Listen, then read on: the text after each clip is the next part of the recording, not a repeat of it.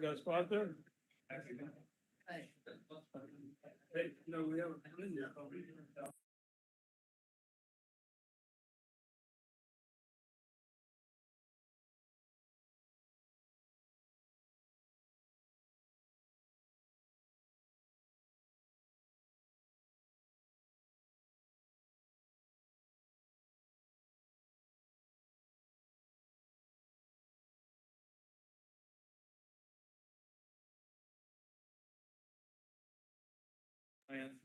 Elliot also.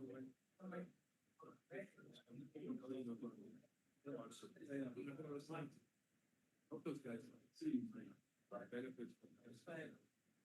I think they're doing. They're reporting pieces.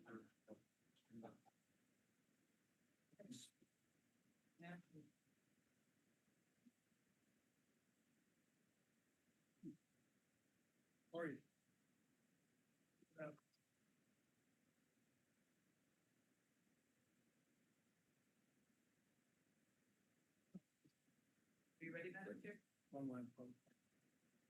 Recording in progress. Thank you. Welcome to the regular meeting of the San Rafael Planning Commission on Tuesday, January 13th, 2026. This meeting is called to order. Margaret, can you please call the roll? Commissioner Haveman, Here. Commissioner Alvarez, Here. Commissioner Summers, Here. Commissioner Salamini, Here. Chair Rodby. Here. Commissioners Mercado and Sade have excused absences this evening. Okay, now to the order of the agenda.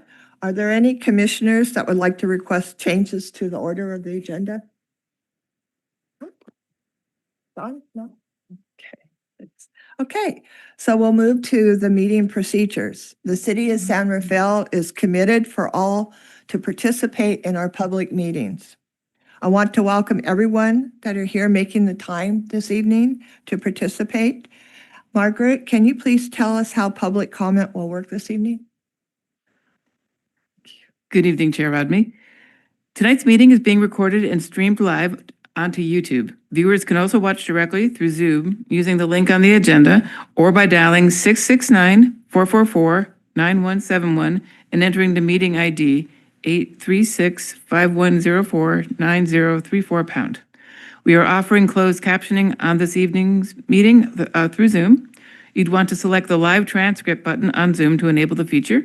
If you have any technical difficulties, please email me at margaret.kavanaugh-lynch@cityofsanrafael.org. I can see my email, so I can assist in real time. In order to provide oral testimony, speakers must be present. Displayed on the podium will be a timer to help you stay within the allotted time frame. You are invited, though not required, to introduce yourself and say what part of San Rafael you reside in, or if you live outside the city. For future meetings, if you'd like to request an accommodation under the Americans with Disabilities Act to provide public comment virtually, please submit your request to me at least 72 hours in advance of a commission meeting using the email that I just previously stated for consideration. Thank you, Margaret.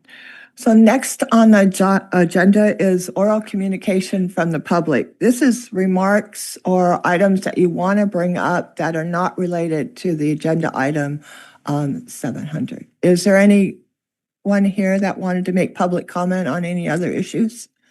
Please come up.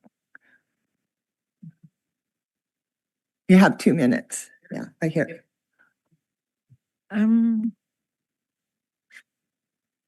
Oops. Okay. Thank you.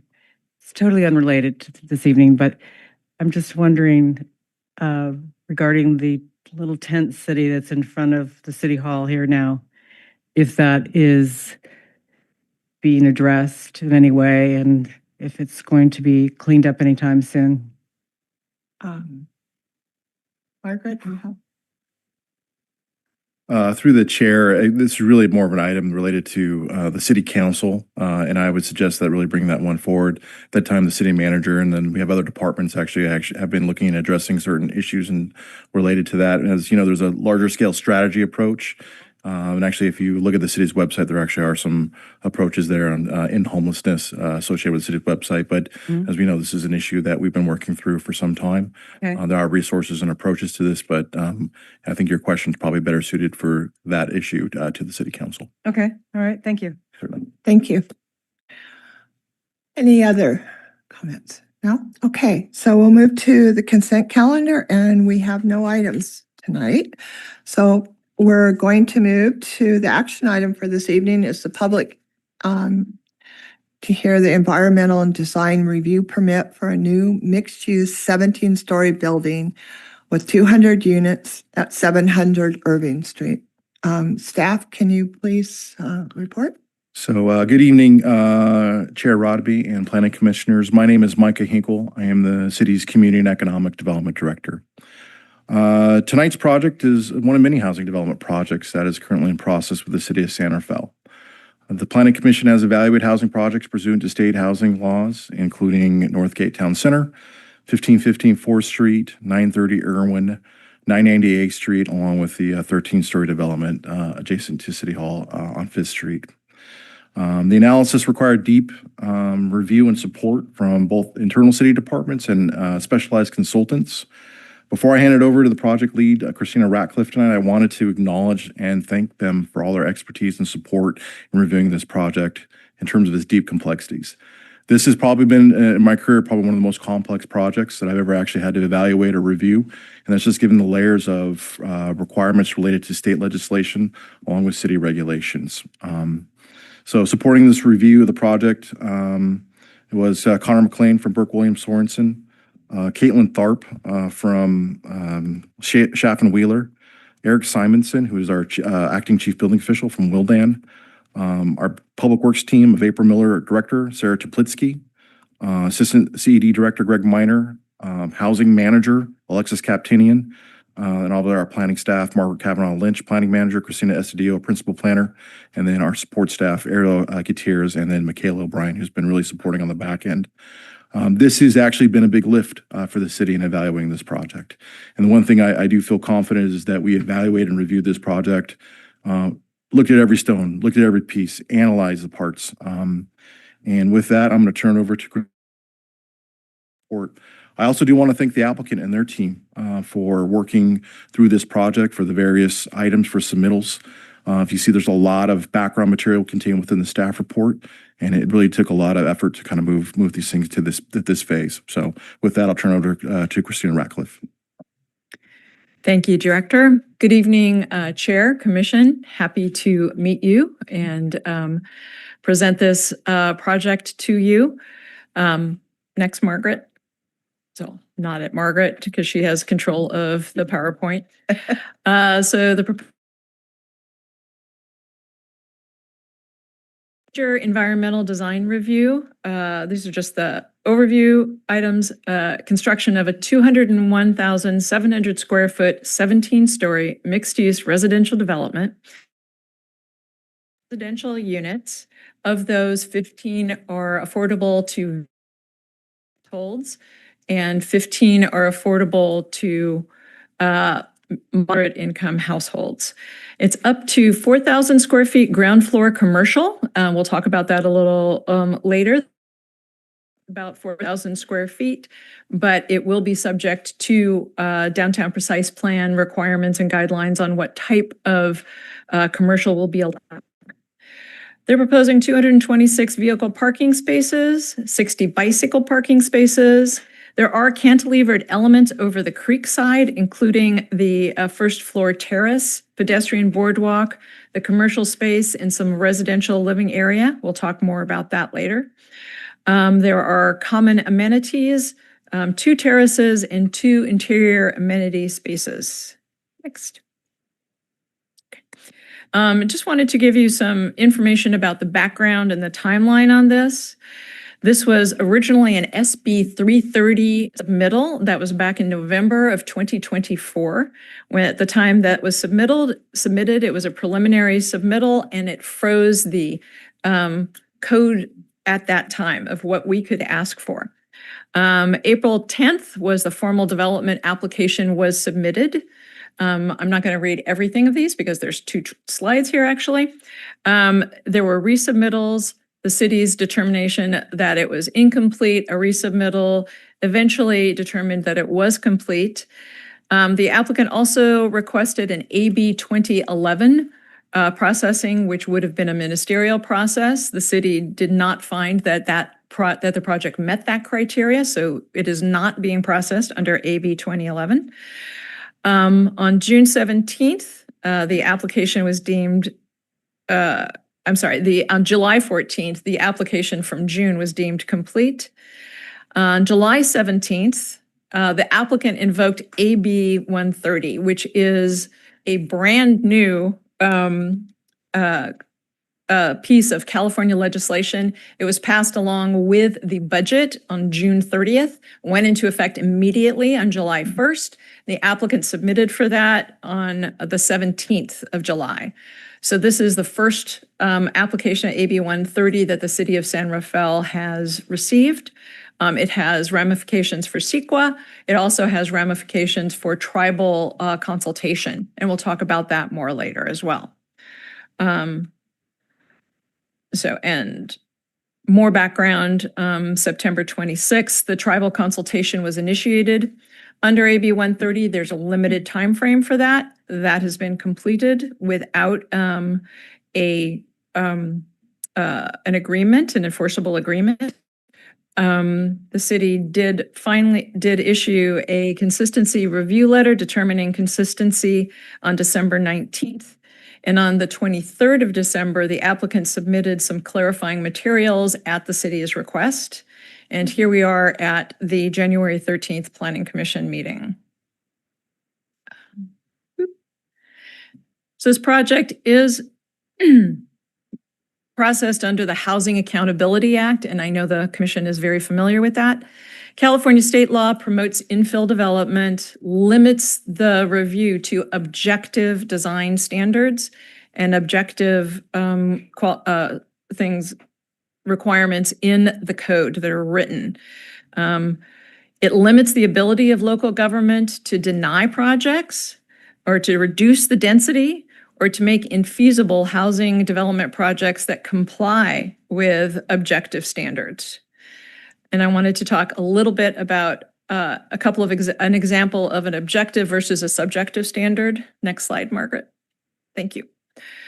So an objective standard would be, for an example, bicycle parking shall be required for all new residential buildings in major renovations of non-residential buildings having 30 or more parking spaces and for all public, quasi-public uses. It's very clear. It calls out a number. There is no room for interpretation of what that means, as opposed to a subjective standard, which is the development should provide good vehicular, bicycle, pedestrian circulation and access on-site, surrounding area, etc. So the problem with that is that so much of that is up for interpretation. One person can interpret it one way, another reasonable person can interpret it another. So we cannot use those subjective standards that are in the zoning code or in the downtown precise plan when we're evaluating a project that's under the Housing Accountability Act. So you will see, and as you saw in the staff report, there are certain standards that are in the DPP that we simply could not use. When you're talking about a facade and it's a bottom, middle, top, it's not defined. And we can't use those terms, bottom, middle, top, when we're looking at that. So I also want to point out that in order to deny a project under HAA, the commission must make written findings that the project would have a significant, quantifiable, direct, and unavoidable impact on public health or safety based on objective identified standards in our codes, and something that is written down, not something that, oh, in my opinion, they should do this. We cannot rely on that. It has to be written down as an objective standard. So I think Margaret went on, sorry, talking about, you're a little ahead of me, sorry. 2 seconds. Okay.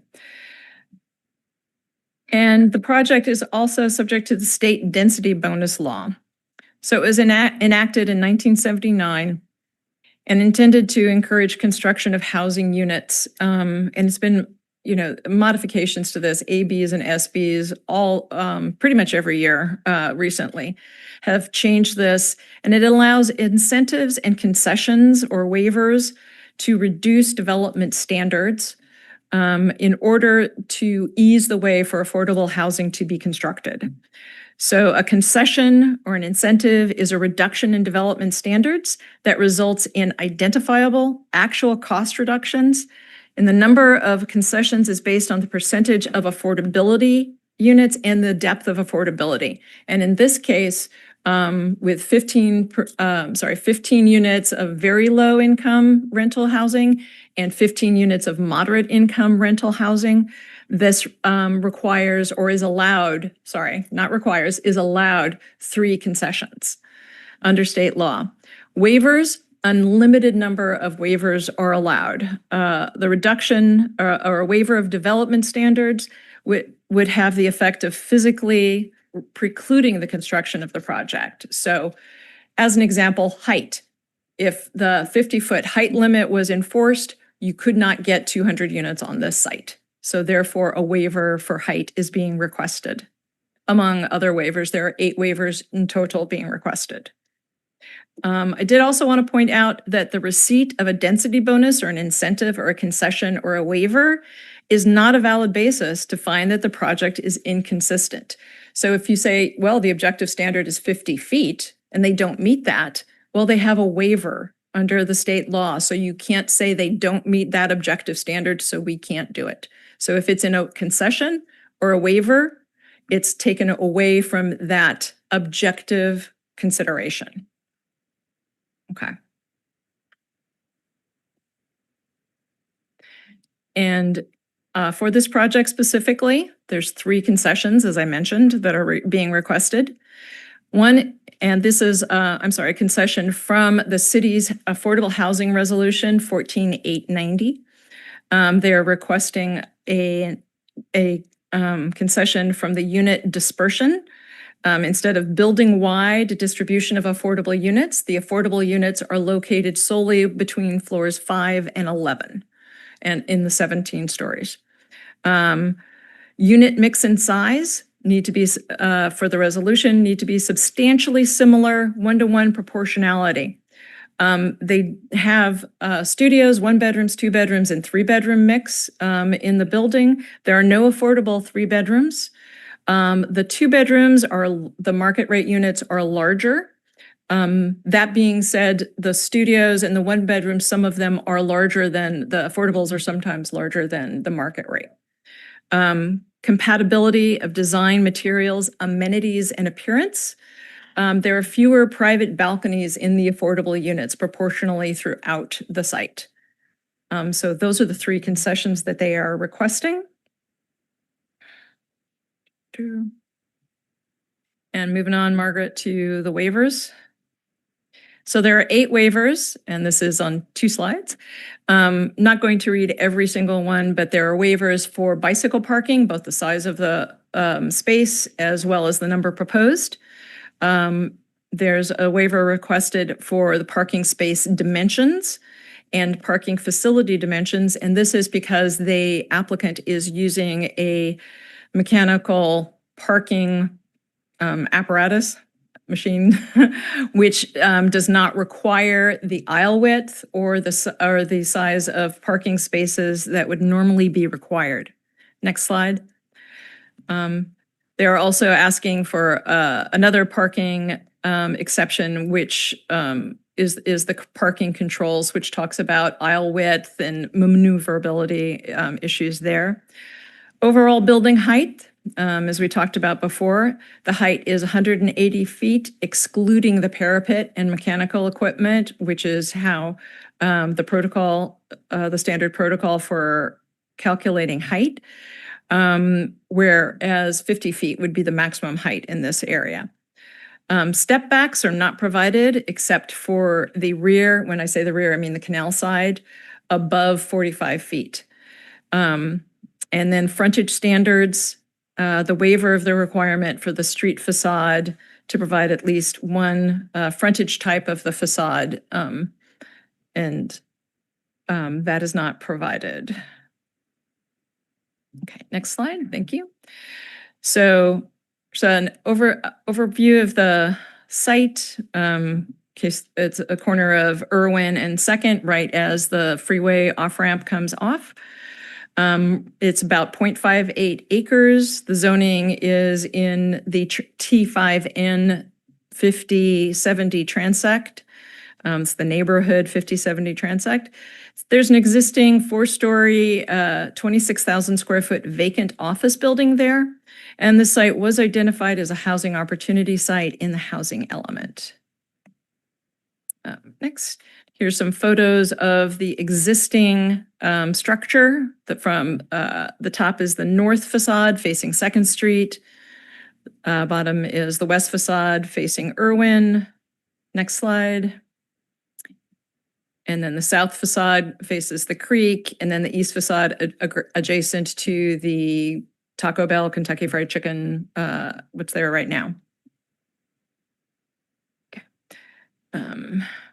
So this, as we said, is the proposed project. They are going to demolish the existing structure that's proposed, construction of the 17-story, and with state density, it's subject to state density bonus law, 8 waivers, 3 concessions for this. And I did want to mention, I'm sorry, Margaret, if you could go back to that. Thank you. You can see towards the bottom, the kind of site that's going off over the canal. And so that is an encroachment into an area that is owned by the United States. The application, the most recent clarification on the plan set has an option that if the applicant is unable to get permission from the US or the agency, all the agencies that need to approve such construction, then there is an option 2 proposed, which has pulls the project in to within the property lines. And so that is included in your packet. I also wanted to note that the upper floors of the building also encroach into the 2nd Street right-of-way. There is, it is allowed to encroach up to 4 feet under the Chapter 11.04 of the Public Works Code. I'm sorry, City Municipal Code dealing with Public Works, as a major continuing encroachment. So it would have to go through Public Works review to obtain this, but that is permitted under that. And as noted, they have already requested a waiver to step backs for the building. Thanks. Next slide.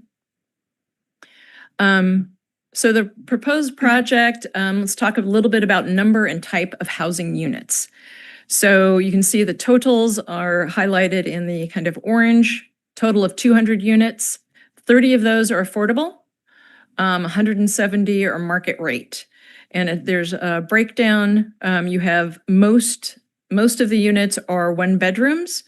There's also 2 bedrooms, very few 3 bedrooms. Those are more of the penthouse units, and the building overall average square footage, the affordable square footage comparison with the market rate. Next slide, Margaret. Okay.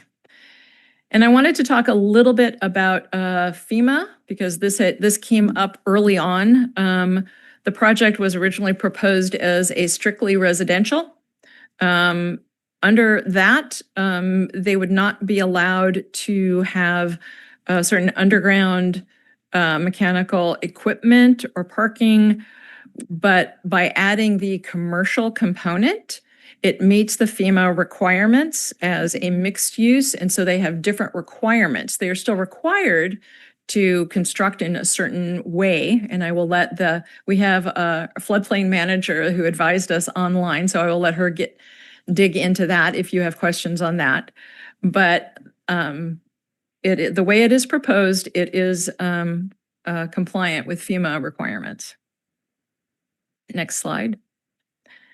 And I'm going to briefly go through the floor plans very quickly because I know the applicant is here and they have a presentation and will certainly be discussing the project in general, so I don't want to waste your time too much with that. But just to talk about the ground floor, has a lobby. This is the commercial space, which is that lavender area. The lobby is the kind of orange area and some mechanical there. The canal side terrace has about 1,900 square feet. Vehicle parking here is about 5. This is where the bicycle storage room is for 60 racks. This is one of the waivers for both location or for both number and size. There's an auto court with car lifts for the mechanized parking, trash, and then utilities. And then real quick, so there's parking at levels, so there's the ground floor, there's parking at levels 2, 3, 4. Then parking and residential on the 5th floor is where we start with residential.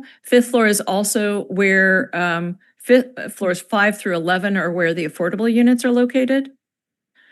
Okay. And then the 6th floor is a little different. It has an outdoor terrace and amenity rooms. Terrace is about 8,000 square feet, and the interior amenity rooms are about 4,500 square feet, plus or minus. And then floors 7 through 12 are pretty much the same layout, as you can see here, and the terrace is, of course, remains open as we go up. 13 to 16, a little more. And then 17 have the penthouse dwellings. Thank you, Margaret. So I wanted to talk about, so this is a density bonus project, how we determine the density bonus. So normally, if you have a zoning code that calls out, or a general plan that calls out specific densities, specific setbacks, you go with that. The downtown precise plan is a form-based code, so it doesn't have that information.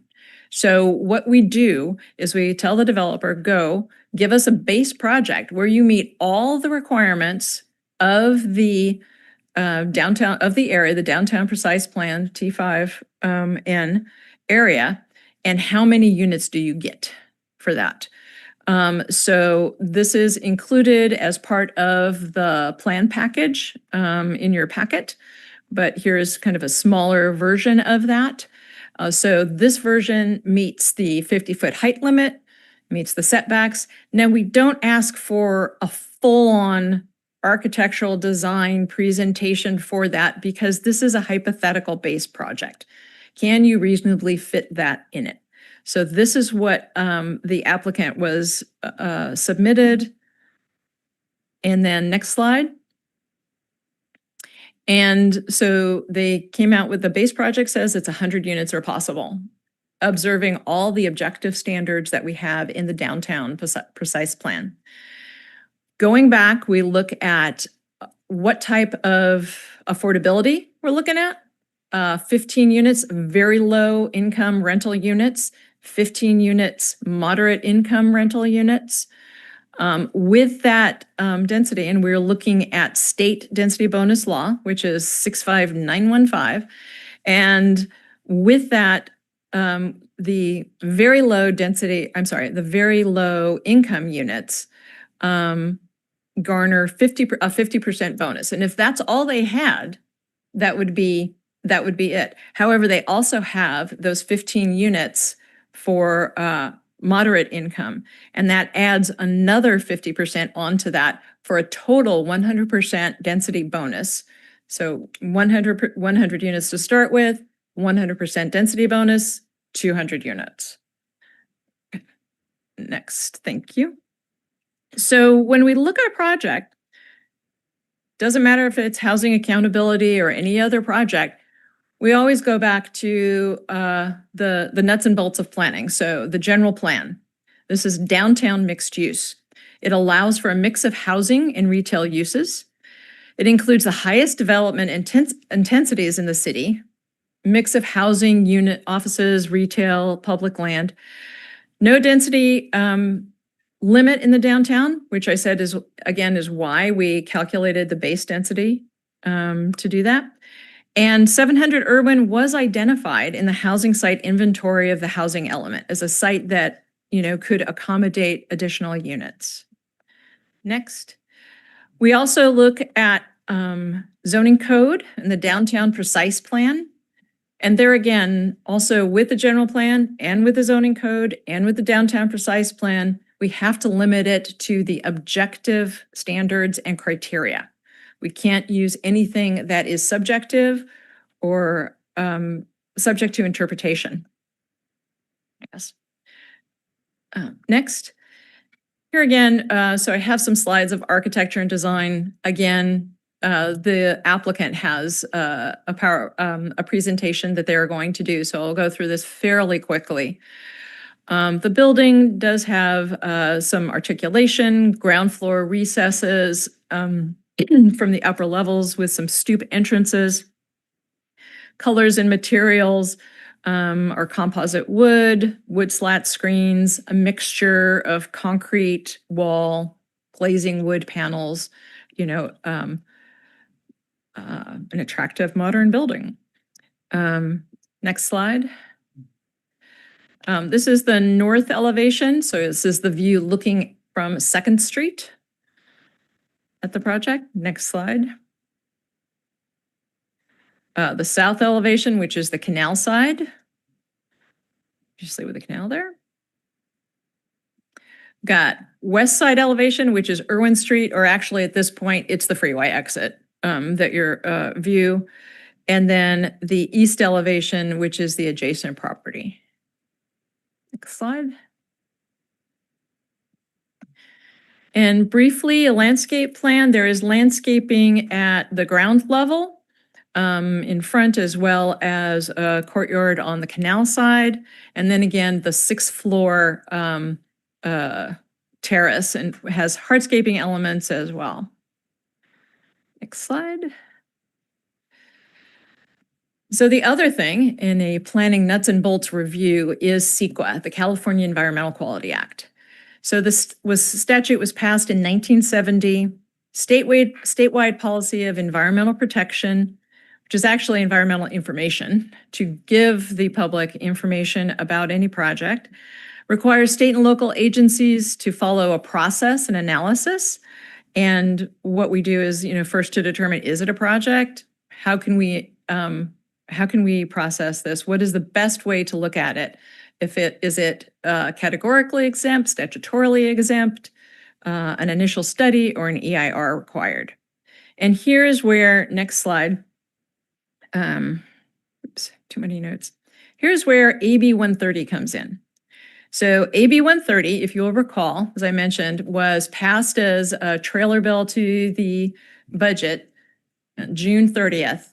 It went into effect July 1st. So no time lost. And July 17th, the applicant invoked AB 130 and said, we believe we fall under AB 130, which means that we are statutorily exempt from CEQA.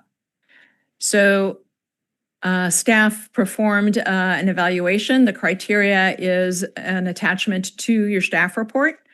There's 19 applicable exemptions. We went through all of them and found that, yes, the project met the criteria to be statutorily exempt under AB 130. So what that means is there is no initial study, there is no environmental impact report, and there is no, I think you've seen categorical exemption 32 reports before in other projects. There's none of that. It's a statutory exemption. That's it. Go ahead, Margaret, please. Okay. So I just want to talk a little bit about the environmental and design review, which is what this project is. This is the project entitlement and the findings for approval that are required under San Rafael Code. That the design is in accord with the general plan, the objectives of the zoning ordinance, and the purposes of, this chapter, which is the zoning code. That the design is consistent with all applicable site architecture, landscaping, design criteria, and guidelines for the district. That the project design minimizes adverse environmental impacts, and that the project design will not be detrimental to the public health, safety, or welfare, nor materially injurious to properties or improvements in the vicinity. And again, with all of these findings, because this is an HAA project, you have to base it on everything that is objective in these references. Nothing subjective can be considered. Okay, next. Excuse me. So as with most projects that are discretionary, there are conditions of approval. There are many conditions of approval on this project. One of them is the Affordable Housing Agreement. Now, this is an agreement that is included with any project that proposes any kind of affordability where they are getting concessions and waivers.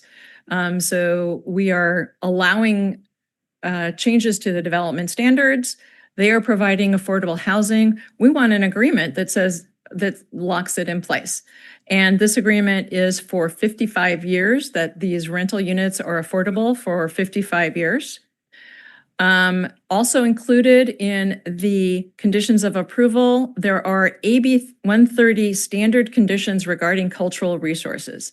And I want to touch back on the tribal consultation that went forward. Part of AB 130 is it's this very fast streamlining process. But what the state recognized is, well, we want to be sensitive to the cultural resources. So they put in standard conditions to protect cultural resources and a time period for consultation. Now, the consultation time period passed. There was no enforceable agreement agreed to by the applicant and FIGR. However, that we do know that the applicant and the tribe have been in communication. So we did also add a condition of approval that if that agreement is arrived at and if it is met, then that becomes a condition of approval. That agreement becomes that. So we're still kind of waiting on that. Other conditions of approval are compliance with objective standards and requirements in the building code, the fire code, public works code, state requirements, the downtown precise plan, and the zoning code, and to ensure that that those are met. Next, thank you. So on January 5th, which was not yesterday, but a week ago, the applicant I'm sorry, I should preface this.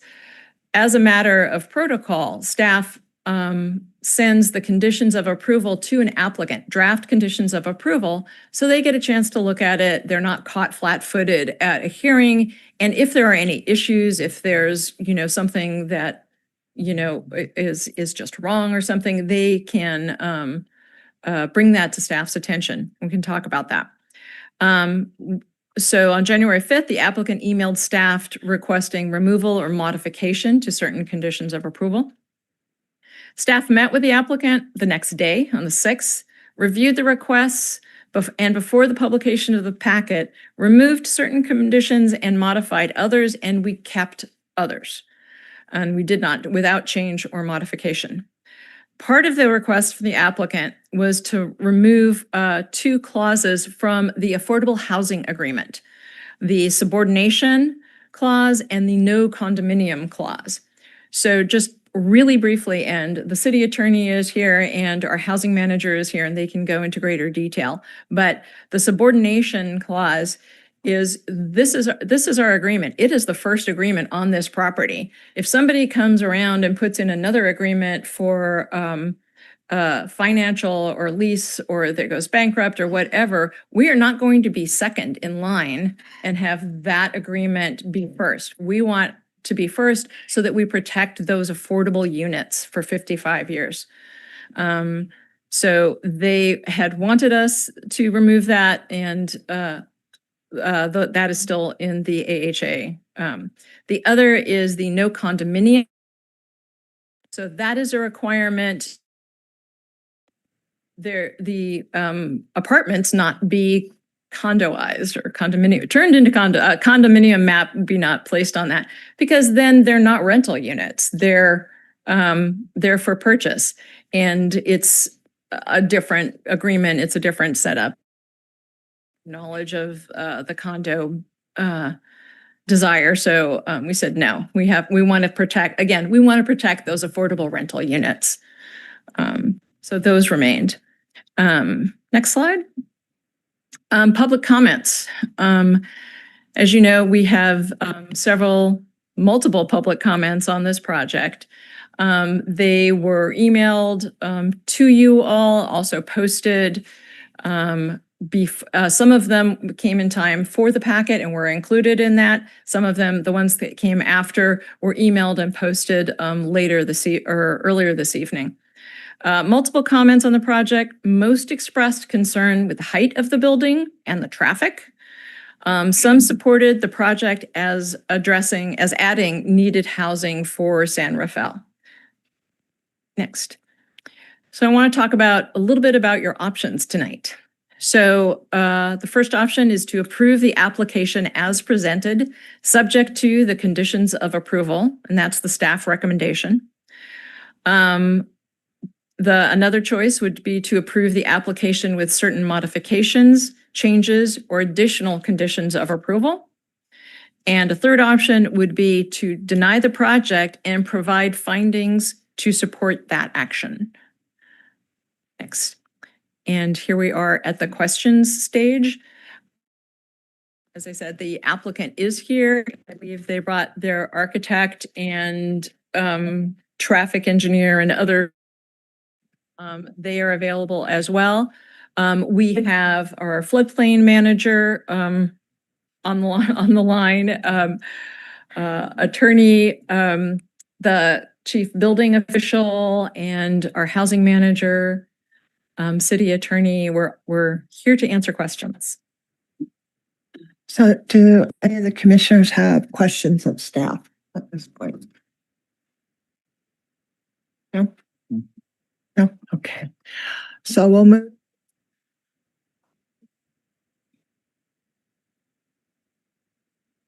At this time, we're actually going to, through the chair, we have lost the video feed to the council chambers. So we are working with our AV team, and we may need to take a momentary recess before the applicant makes a presentation. Just, we want to make sure everyone watching remotely can participate and visually see the hearing this evening.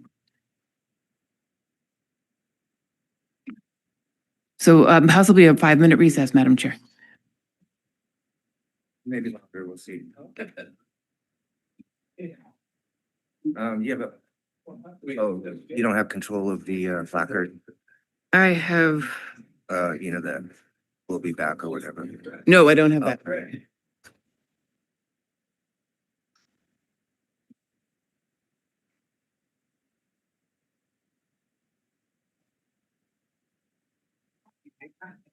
Recording stopped.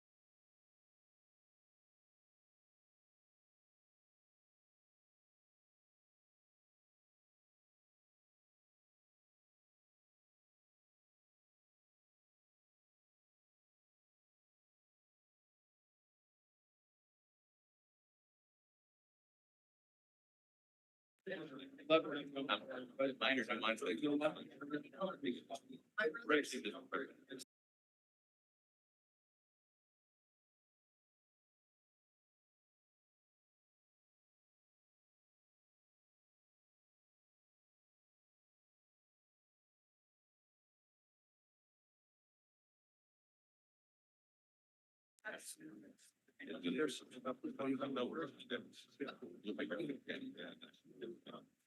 We share this every day. Those things are any- whatever.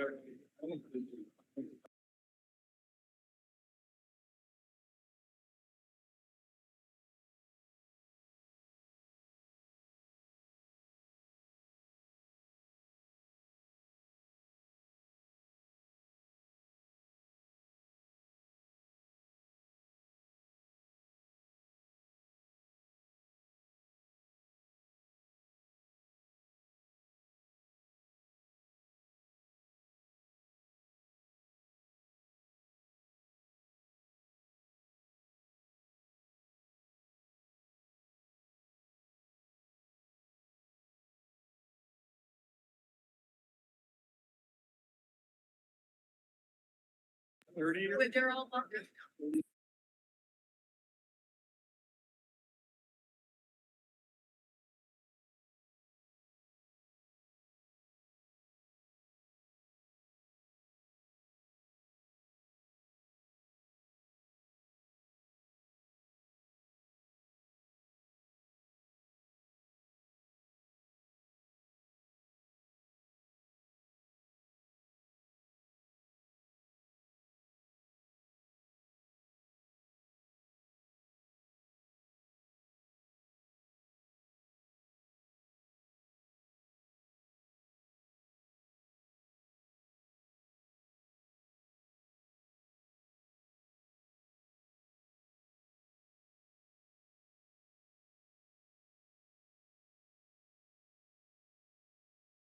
He's still active.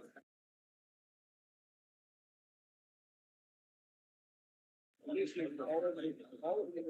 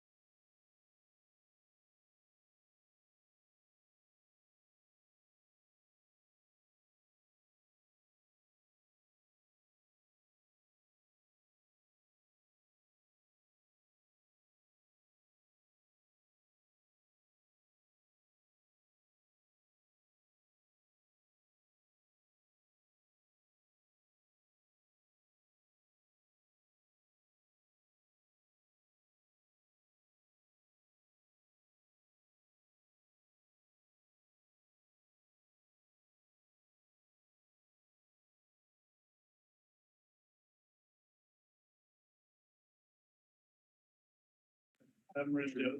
Okay, it's good for now, but I Sure you got don't, free drink. I don't know.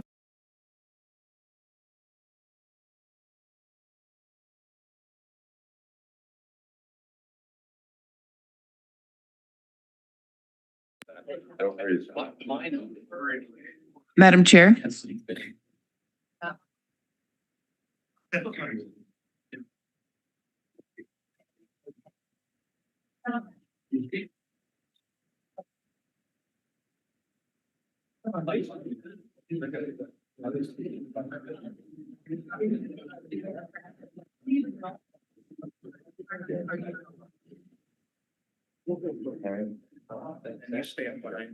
Madam Chair, and members of the public, thank you for your patience. We're ready to reconvene the meeting. Recording in progress. Hey, we are ready to start. Thank you.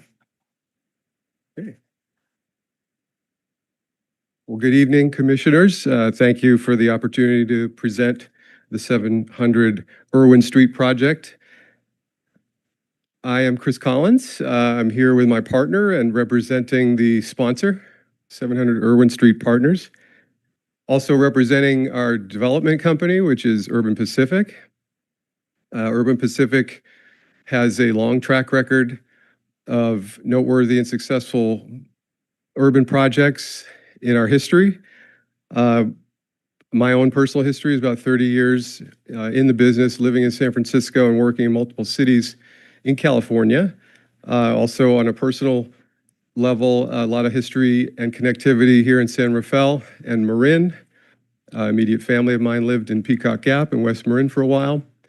And more recently, we've been very fortunate to establish some great working relationships with some key stakeholders here in San Rafael, including BioMarin, Canal Alliance, the Chamber, and more recently, North Bay Leadership Council, latter two of which have endorsed the project, which we're very grateful for.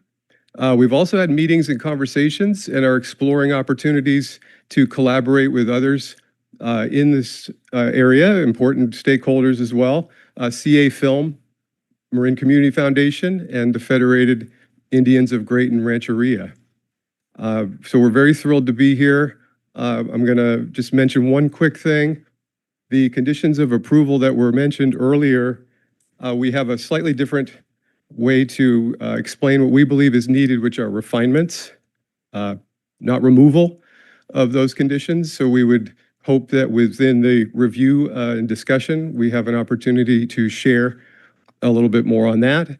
Our land use council is here, but more importantly, our design team to show you through more of the design elements. And my partner will speak briefly here first. Good evening, Commissioners. My name is David Crozier. I've spent 25 years in development and been searching until now for a site that can serve as Marin's best urban opportunity to do something meaningful. We've been studying this site for 3 years. It's at the bank of the canal, at the bend of the 101, the beginning of the downtown Rafael. We feel it's the best urban site in Marin, and we can transform it from an unfriendly freeway exit into a welcoming entrance to central Marin. To do that, our goal is to enliven a boarded up site and into a timber-built gateway and introduce a walkable waterfront community that reconnects the city with the canal, brings together both sides of the canal, and brings together both sides of San Rafael across the 101. This has been done successfully in Napa, Petaluma, and Larkspur. We each had unattractive waterfronts and turned them into places that people wanted to be. The project is tripling the local affordable housing from 11 to 30 units, ensuring more people in Marin can stay here. And we're providing a public boardwalk and floating wetlands you'll hear about alongside what we call a boathouse, which is a third space, which will be a social anchor to gather and build community. Basically, we provide the stage, and we're looking to partner with groups who can provide the soul. We're here to connect both sides of the city, literally and socially. Our architects will share a little bit about the design and vision. Really appreciate your time that we can do this. Let me introduce our landscape architect, Renee Behan from SWA. How do we advance? Do you? Okay, great. Is it possible to go full screen on the images? It's fine. It's fine. Thank you. It's an honor to be here this evening. My name is Renee Behan. I'm the managing principal of SWA. SWA is a nationally recognized landscape architecture and urban design firm, 8 studios nationwide, and proudly headquartered here in Marin County, Sausalito, for nearly 70 years. We focus on urban ecologies and particularly urban infrastructure. Some of our projects, Buffalo Bayou, over 30 years have transformed the city of Houston. Next, please. So I want to start with the site and the context. The freeway off-ramp says Central San Rafael when you come off. Today, it doesn't really feel like it's Central San Rafael, but it is. It's on a site which is well positioned between downtown, the Canal District, and the evolving waterfront in San Rafael. It's an ideal site in terms of transportation. You can certainly drive there, you can bus there, you can bike there, you can train there, you can even take a boat there. It's also somewhat of a poster child for a term, the 15-minute city, in that in a 15-minute walking radius, you can get the majority of what you need done. You can shop at Trader Joe's, you can go downtown, you can grab a bus and get out of town if you need. Next, please. The site is also ideal from an environmental perspective. It is well out of the urban wilderness interface, the fire zone, and it's also a tiny island that's actually elevated above the 100-year floodplain. Next. The site, as a landscape architect, it really has incredible potential to connect a lot of the different parts of San Rafael. It's an incredible community here. You have a sea to sky community, and this site really hinges between all of them. So it's an opportunity to connect the canal and to connect downtown from a walkability perspective, but also to be this kind of hinge point between your waterfront, the canal itself, and big nature in Mount Tam. Next.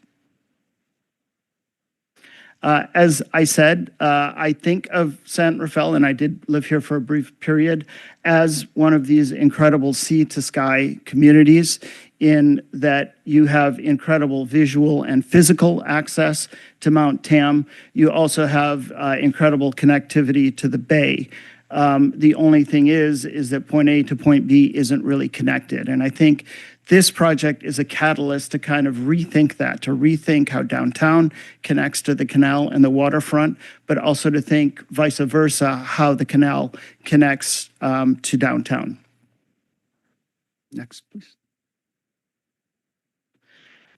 As David had mentioned, in addition to working with the city and the Chamber of Commerce, we've been working with the Healthy Canal District. We've been working with the Canal Alliance, and we are really excited about the potential of this project to be a catalyst to kind of re-envision the district, to have a district that's connected, that's walkable, but that's also kind of ecologically connected, that the canal itself can have its first step of improvement through this project.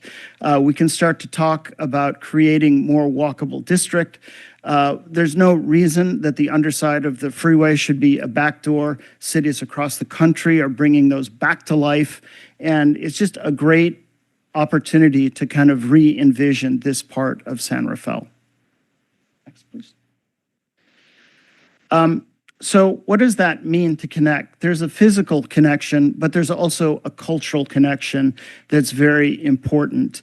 Where people live and how they get from one place to another is very, very important. It's part of, what Jane Jacobs described as the heart of the city, how people actually feel as they walk through these different neighborhoods. So not just physical, but also cultural connectivity.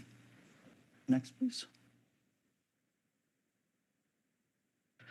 And how this happens, it's a building project, a building-driven project, but there's something called tactical urbanism. How this happens on the ground plane is equally important. Community involvement, getting people to kind of move from one space to another, people feeling oriented as they come off the freeway and come into San Rafael as a gateway. There's really a great opportunity, again, to kind of bring a layer of San Rafael culture and art to the district through this project, starting with this project anyway. Next. So one of the really important things I think about San Rafael is, in fact, the identity. Clearly, the mission has great identity. The existing business district has great identity. There's great, signs and period pieces, but a building can also be part of creating an identity. Rather than looking at a decrepit canal and the back of a gas station, we can build through design community spaces where you enter a community. You enter kind of a living, healthy community with a healthy waterfront inside, public realm on the dock in front of it, and a building that's porous on the ground plane. Next, please. So the site plan is fairly simple. This is a ground floor plan here. Again, there is really no backside, no back door to this building. The architects will talk about the boathouse and the commercial space and the uses that can come to that. The first view off of the freeway is a public deck.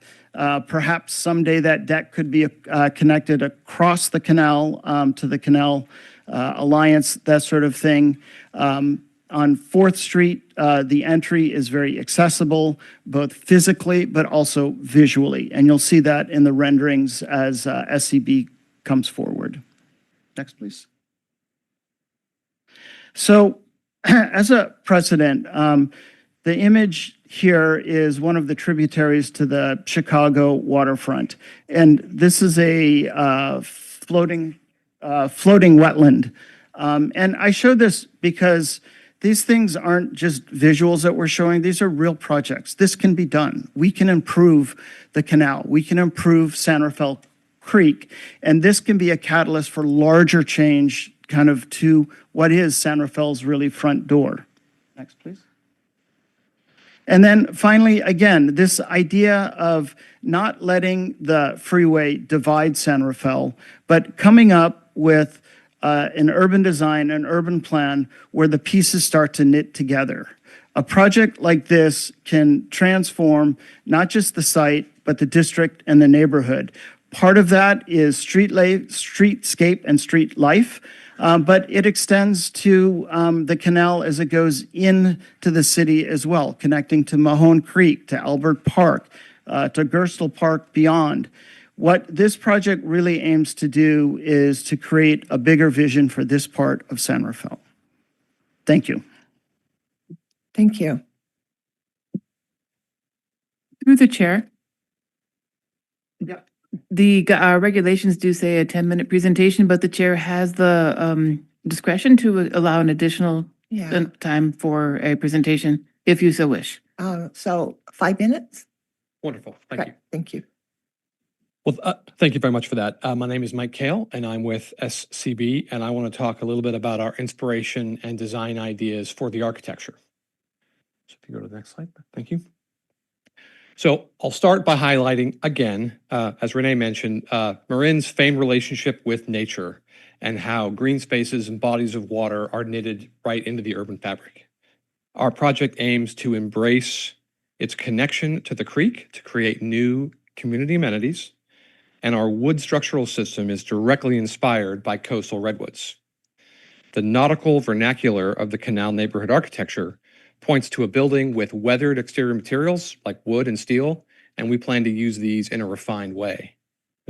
Next slide, thank you. Like many local buildings before us, our project intends to let nature enhance and shape it in meaningful ways.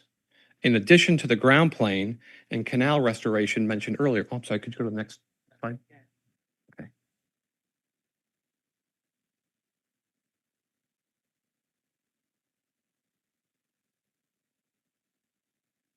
Apologies for this.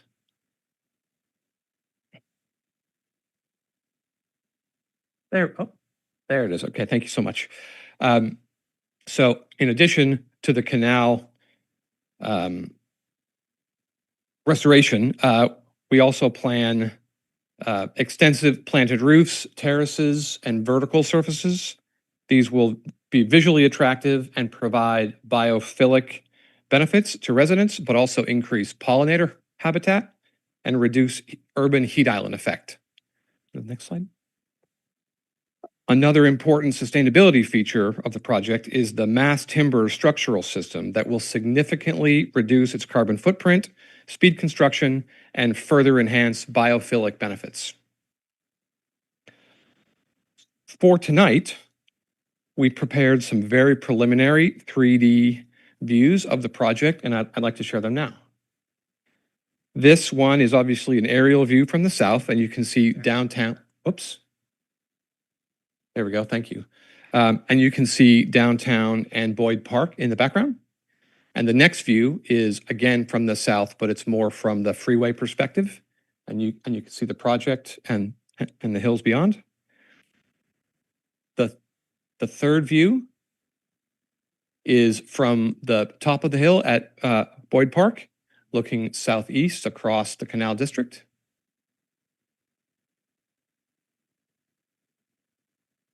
And the next one is a close-up view from the east looking west, and you can see Mount Tam in the background. And then the final view is from the freeway above the Irwin Street off-ramp. And you can see some of the building's facade articulation and how it highlights the visibility and exposure given to the new canal, boardwalk, and boathouse. Excuse me, just a second. Just ask the public to keep the comments down on, please. Please, thank you. Thank you. As mentioned, the boathouse and boardwalk spaces are going to be full of life and community use, and they are going to be an important part of the gateway experience that we've mentioned, and will be a tangible reminder for anyone arriving to town or passing by of the vibrant community pulse in San Rafael. And the very last slide is a little diagram of some of the proposed projects. And our team is very excited to be part of an emerging new San Rafael skyline that is adding much needed housing and invigorating the downtown. So thank you all very much for your time, especially the extra time, and this opportunity to share our vision with you. Thank you. So now I'm asked the commissioners if they have any questions for the developer. Commissioners? I don't have any questions. No? Do you have, we asked about parking now? That wasn't really brought up, but we asked about the parking. Through the chair, if any commissioner has a question for the development team, this is a good time, or they might want to hear public comment and then bring up all your questions at that time. It's really your prerogative. I actually do have a quick question. Yeah. Regarding the parking and the lifts, I see in your plan that, it seems like only a couple cars at a time are going to come down from the lift. So at what rate do they come down? Like if there's 10 people waiting for their cars, like how many cars per minute come out of there? And this is actually important as it relates to traffic. Yeah, Chris Collins again. So at this stage, there's definitely more study that's needed to evaluate all of that, although the Hexagon traffic report does have data in it, which is in the packet for the commission. I can't quote what the exact numbers in that report are without looking at it myself, but in general, we are focused on working with our future vendors. There will be ideally 3, perhaps more vendors that will look at the project, and with our traffic consultant, seek ways to make it as quick and efficient as possible, including in some scenarios, looking at the ground level staging area within the building. In one more kind of extreme scenario, perhaps adding a 3rd lift. So we are at a 25% conceptual design level at this point. So it is very early in the actual engineering of the system. Say that it has been done in multiple buildings and more each month or handful of projects that come along. So we are just basically early with that. But again, I think if you look at the packet, there are some baseline numbers. I understand the question from a math background. They don't have that in there. What they say is, here's how many at the peak hour in the morning and the evening that can come through. Are you within threshold? But we'll get into a lot of specs. Yeah, I wasn't talking in detail, but I mean, just logic would dictate that, you know, cars aren't coming out every 10 seconds. It's just not, They say feasible. how many per hour Yeah. during the peak. Yeah, so it might actually slow the amount. I mean, could be to your benefit. You're going to hear a lot about traffic tonight. Only so many cars can come out of that at a time. So, thank you. I'm going to piggyback on that real quick. Regarding parking and handicap parking, there's 5 spots. So unless you go to a lift, is there, I didn't see any parking for that. And for this commercial space that is in quotations at this point, if it's a commercial space, is there parking for non-residents in this parking lot? So I can speak to the accessibility. One of the spaces that is in the auto court is a fully accessible van space. And then every space in the mechanical system is accessible. So you put your car in, it doesn't care what your needs are, it can handle it. Okay. And in regard to visitors for a commercial space, is there parking for commercial space visitors? As we proceed, at the moment, there's 215 parking spaces in the design. Some of those will be available for commercial, but we also are going to, again, look at the ground level entry staging area, motor court. The exact use for the commercial space has not been really clarified yet. It's a little early because right now it's simply a designation for basically a use type. Yeah. By the way, it won't be traditional retail in the sense of, you know, let's say a restaurant with, you know, extensive services, and it's not really set up. It's more of a community amenity space that we're looking at. When you design it perpendicular as opposed to parallel, this has been done where you're trying to pull people to a natural type of scenario. In this case, it's the canal. That's why we're trying to beautify it. So it's very counter to what a traditional retail would be. Thank you. Margaret, we do have an opportunity to ask questions after the public comment. Yes. Is that true? Okay. I'm going to hold my questions until after the public comment. Thank you. So now I'm going to open it up to the public, and I want to remind everybody that they have 2 minutes. Please adhere to that. If you'd like to speak, please line up behind the podium. And I would ask that if the person in front of you is basically saying the same things as the comments you have, if you're so inclined, you might just say that you would like to support those comments. We have a full house, so 2 minutes. Thank you. Chair, before I begin, I have a supplemental legal citation regarding the admissions on page 21 of the staff report that I'd like to submit for the record and provide copies to the commissioners. Thank you.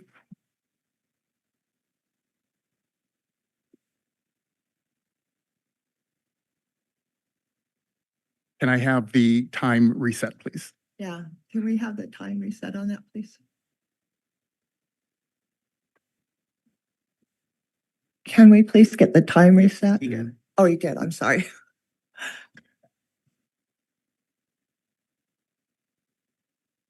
Chair and Commissioners, good evening. Stephen Bryant, San Rafael Real Estate Broker. This application is blatantly discriminatory. We end it separate but equal. This project restores it as separate and unequal. The applicant demands concessions for a project that segregates affordable families to the lower levels and denies them balconies. Page 21 of the staff report lists Resolution 14890 as a development standard waivable under the density bonus law.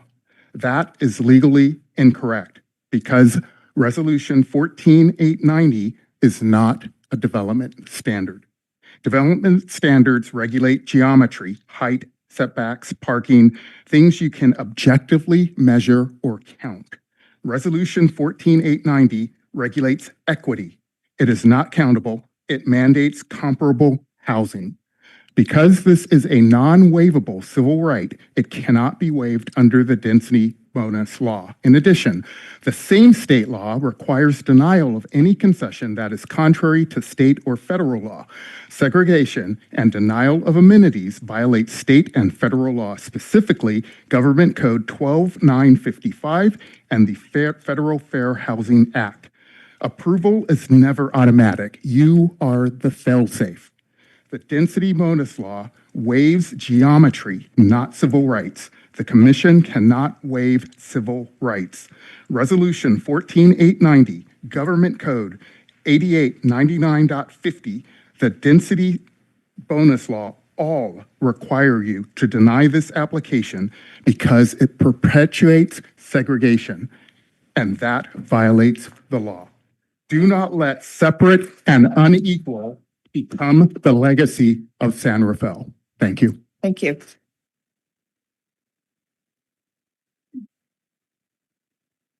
Good evening, Archbishop Bronzo King, Archbishop of the African Orthodox Church and founder of the St. John Coltrane Global Community. I wanted to stand and say that I did meet David in San Francisco in the Western Addition that was going through a transformation from redevelopment agency, which devastated that community. And there were diverse communities coming together. And I worked with him on an art trail in San Francisco, which was really beneficial in healing some of the differences and some of the wounds of different communities coming together. I'm very much in support of this. And that also, I'm also a part of the Coltrane Institute in Art and Culture. And I think that it would be a place that we and others would be glad to be a part of and bring in the healing that comes from music and culture and arts. Also, it seems to me that this is a perfect opportunity for healing to take place in this county, in this community, with differences if they're properly resolved, and that we speak the truth, and that a love supreme be the ruling principle of our resolutions. Thank you very much. Thank you.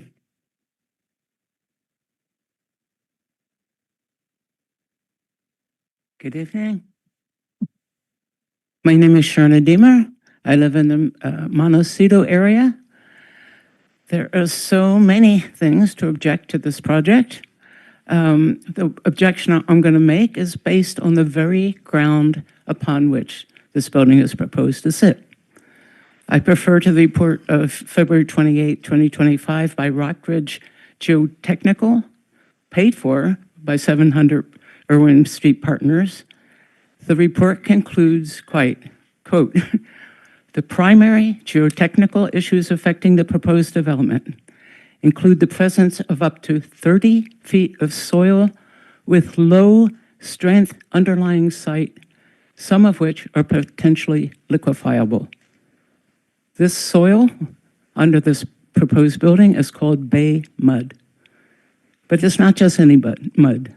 On December 15, 2023, Rockridge supplied a liquefaction susceptibility map, which showed that 700 Irwin is located on a very high liquefaction susceptibility zone.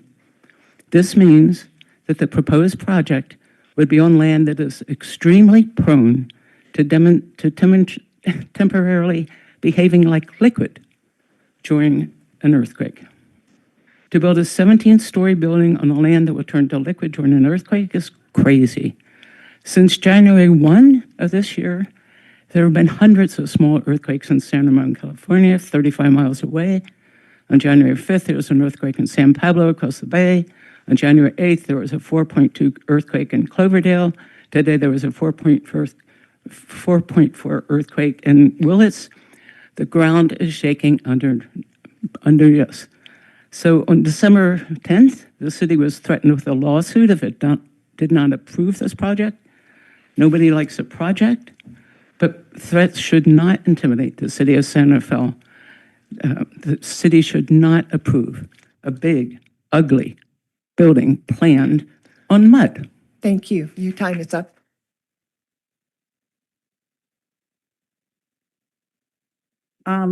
I just heard about this project, so I'm not prepared, but I know that the traffic, I'd like to see the traffic report and have it audited because I've seen them falsified before when there's projects coming through. So I'd like the city to make sure we have independent people looking at the traffic report. You come north, there are two places where the low-income people who live in the canal, there's 13,000 low-income people living in the canal. There's two choke points on the traffic. One is Central San Rafael exit. The other one is that other exit that goes to the East Bay. They can't get home. So that first lane that wraps right around this project is constantly congested. And sometimes there's traffic accidents and things like that there. And it's kind of dangerous, and that just, maybe when they have the lifts, if they slow down the exiting of the 200, 400 cars, then that'll help. We don't want them to be able to get their cars quickly. We want them to get them slow so it doesn't affect the traffic, because we're going to have 15 low-income units that are going to affect 13,000 people who live in the canal who can't get in and out of work. Well, it's going to make it harder for them. It's going to make their commute 40 minutes to go a 10-minute drive. And the other thing that she had said was the definition of public welfare, which we cannot interfere with, is it includes health, safety, comfort, convenience, prosperity, and general well-being of the community, including traffic safety and circulation, congestion, accident risk, emergency vehicle access to schools, parks, and utilities. That's all included in what we can deny. And also this lovely sky to ground connection that this building's going to give us is going to be impeded by a big 17-story building that's going to cut San Rafael in half. I love the idea of the lower levels and a public building, but that extra 15 feet where we separate the rich people in this penthouses from the poor people down below, that's not okay. Thank you. Your 2 minutes are up.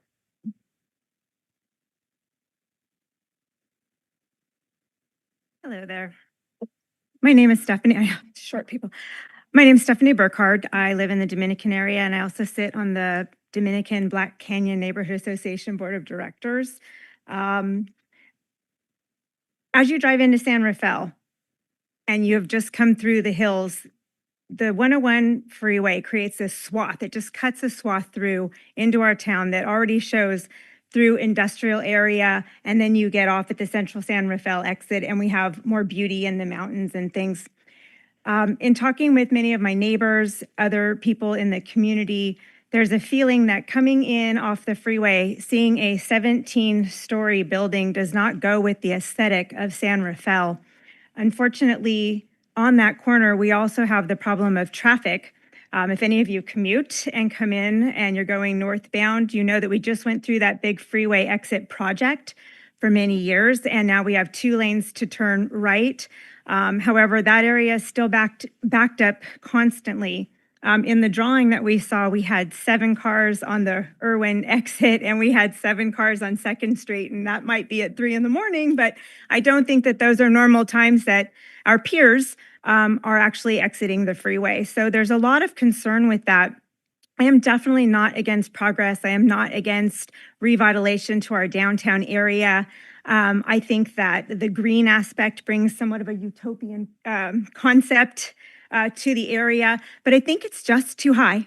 And when we take a look at this, I also believe we're somewhat marginalizing anyone that lives in the canal because we're now having them wait even further, because let's not forget the project itself will take a lot of time and we'll have to get through that as well. So thank you very much for your time. And obviously there's lots more we can all say, but I'm sure it'll get covered tonight. Thank you. Hi there. I'm Deborah. I live a few blocks that way. Oh, no, that way. Sorry, West End. I didn't do a lot of drugs in college 50 some odd years ago, but I feel like I'm on drugs right now. You guys are intelligent, articulate. You've made fabulous presentations, and I think you're all on drugs. You don't live here. You're not going to through the live chair. here. And this building. I'm sorry, just briefly on the timer. For public comment, please only address the planning commission. Don't turn. Thank Yeah, you. thank I you so much. should be respectful and include you. This building is a nightmare. I'm already sitting in traffic in that area of town. The light turns red, it turns green, it turns red. And what are you considering low income and moderate income? Nobody's going to be able to afford to live there who's actually low income in Marin County. I'd like to know what those numbers are. And again, as the woman before me said, what is the traffic study? It's delusional.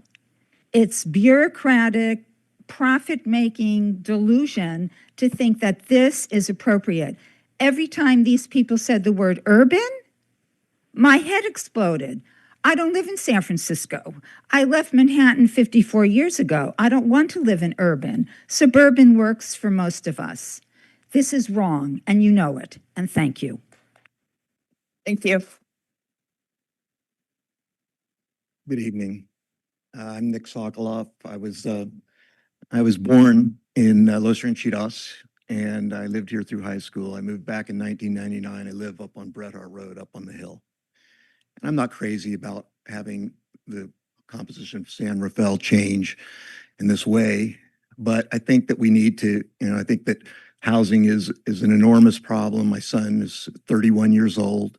He's married. His wife's newly pregnant. And what they bought in Los Angeles for $1 million, what they paid and what they got is terrible. It's a bad statement about our society. And I think that we here in San Rafael, in Marin County, in San Francisco, in the Bay Area, in California, in the nation, need more housing. And we need to put less impediments to housing. And we need to allow it to happen. I think it's a reasonably conceived project, and it's at a location that makes sense. So I support the project. I know nothing about it. I know none of you have ever, whatsoever. And that's so thank you for letting me share my opinion. Thank you.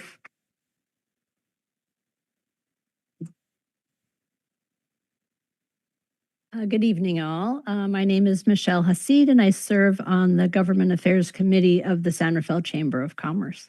The Chamber strongly supports the proposed 200-unit multifamily housing development at 700 Irwin Street. The project is an important step towards meeting San Rafael's housing goals and strengthening our local economy and community. After careful review, our Government Affairs Committee and Board of Directors voted to endorse this project for 3 key reasons. First, it addresses critical housing needs. Affordable and market rate housing is essential for our workforce and residents, and this helps develop and close that gap. Second, it revitalizes a key gateway to our city. The current site is vacant, it's deteriorating, and it leaves a poor impression of our city. This project will transform it into a modern, welcoming, and great entry point to San Rafael.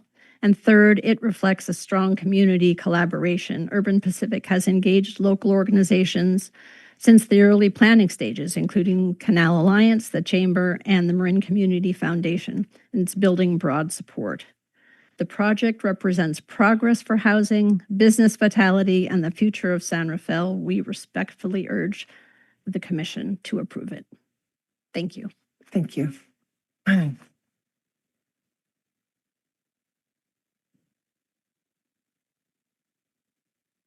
Good evening.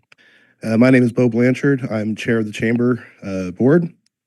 And for decades, San Rafael has faced a housing production stagnation. As noted in the Marin Independent Journal, the city produced a mere 10 housing units between 2011 and 2021. The 700 Irwin housing development will revitalize downtown by adding 200 new units, including 30 below market rate homes, bringing residents and economic activity back to the area. Its architectural design will enhance the visual character of downtown, replacing blight with pride and creating a gateway landmark and the community can embrace.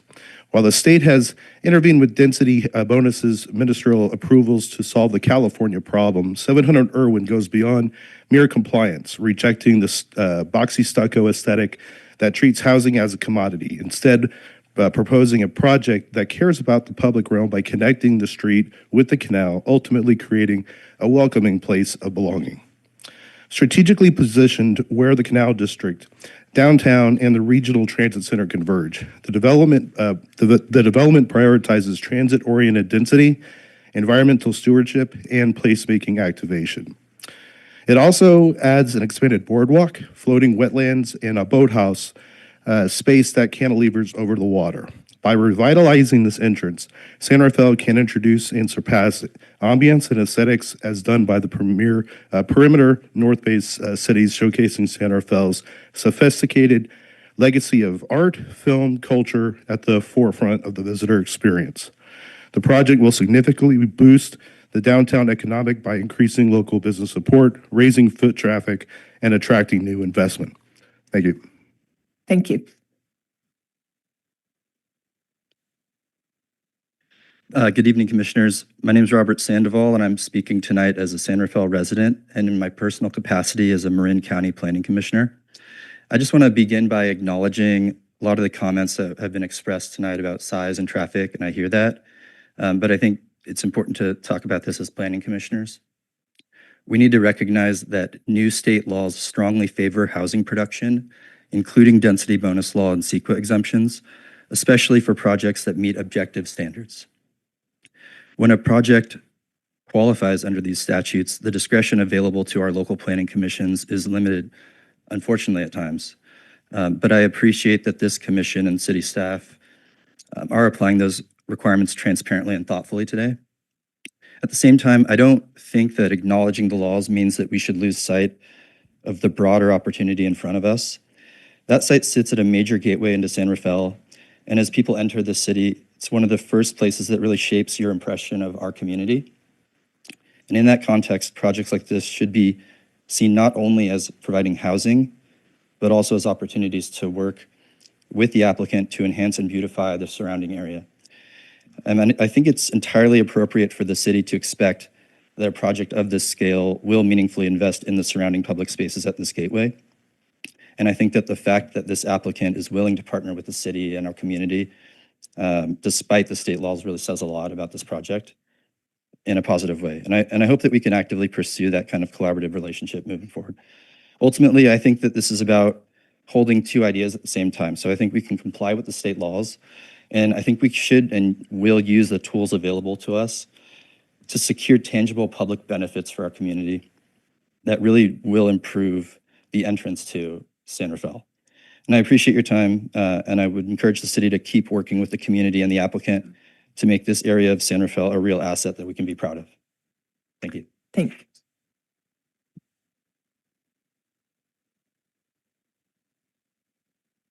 Good evening, Commissioners. My name is Omar Carrera, and I serve as the CEO of Canal Alliance. Our headquarters at 711 Grand Avenue sits directly across the water from this site. So I'm here tonight both as a neighbor and as a community leader to express my strong support for the 700 Ewing project. Addressing marine housing crisis is not the responsibility of any single sector. It requires bold, coordinated action, government, businesses, developers, and nonprofits working side by side. What I appreciate most about this project is its commitment to transformation. We have the chance to replace a vacant 4-story office building currently at the dead zone for our streetscape with a modern 17-story residential gateway that finally welcomes people into San Rafael. For too long, concerns about traffic, height, or parking have stalled progress. The design of this project shows that smart planning can solve challenges rather than stop solutions. Urban Pacific has also demonstrated true collaboration throughout the process, engaging early with the stakeholders like Canal Alliance and the San Rafael Chamber of Commerce and Marine Community Foundation to ensure that the project reflects community needs. When we support housing, we are choosing to value both our history and the people who contribute every day to making San Rafael vibrant and resilient. It's time to stop letting change be the reason we say no and start letting collaboration be the reason we say yes. I respectfully urge the Commission to approve this project and help us continue building a more inclusive and equitable San Rafael. Thank you. Thank you.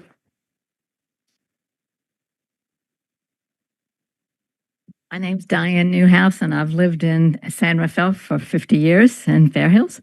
And I don't have a prepared speech, but being that I've lived here for 50 years, I've seen a lot of changes in this city, and I've also seen a lot of mistakes as well as good things done here.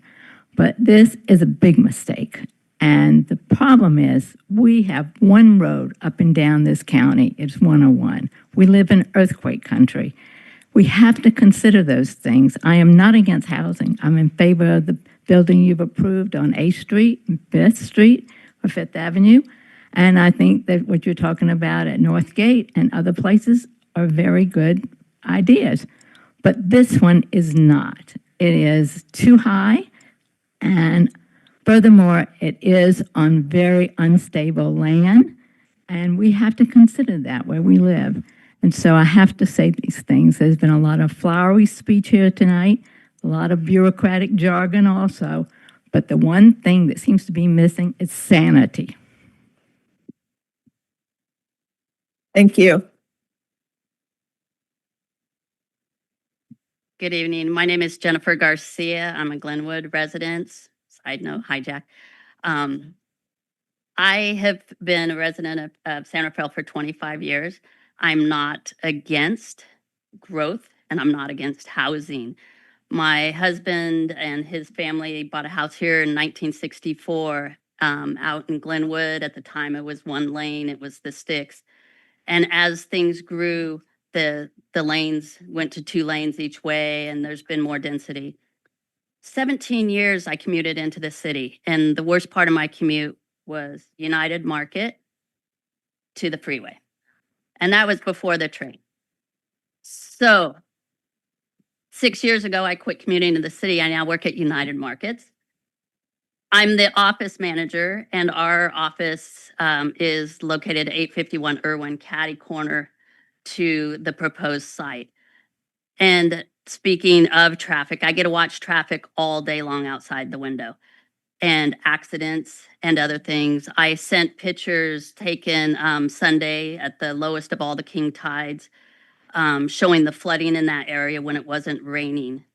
And there is safety hazards to that. If traffic reports are not taken into consideration, there's times you can't turn right there. People get frustrated, angry, block intersections. That's without this. This size is just too big. And again, besides the parking elevators, which are very cool and they do work well, I've seen them in other buildings that friends of mine live in the city. There's delivery factors. You know how many Amazon orders are going to 200 homes. Where are those trucks going to park? Where is all of that stuff going to happen?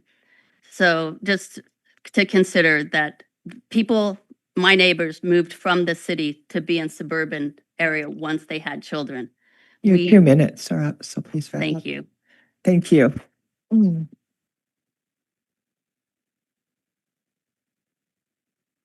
Hello, I live in San Rafael. I was on one of the first committees when we were trying to figure out what was going to happen with San Rafael, which is a long time ago. And I am definitely opposed to this. The Marin IJ, when they wrote the story, they said it would be jarring, and looking at it, it would be jarring. I think that there's so much arrogance involved with these people that want to put this 17-story place where it is. It's unbelievable that they think they want to redo San Rafael and make a better place for walking, and they can walk to the grocery stores. Well, I've got to tell you, I can walk to a grocery store, but I wouldn't be able to carry my groceries home. So, it's like there's just so much stuff that they put out. And I will tell you that being jarred, I would be jarred looking at this place day and night because I can see from my deck San Rafael, and at night it'll all be lit up. So you'd be looking at this, I don't know, lit up Felix and whatever. And I would be jarred every time I drove by it going to get my groceries. This is not the welcoming, open your arms gateway that needs to represent San Rafael. And if we needed another gateway, which is fine, then we should have all been involved in figuring out how we wanted to see that happen. Those of us that live here, and we live here, and and they haven't talked to us about it. My neighbor didn't even know that there was going to be a skyscraper built, and that's what it is. So, and I think that there are ways of creatively being able to have housing done in a way that we would all like. So I want you to not approve this place or put it on pause, because I think this California, the state of California is actually, I think they're doing something that's authoritarian and illegal. And I think they need to be challenged, that they allow these people to do this kind of thing. Thank you.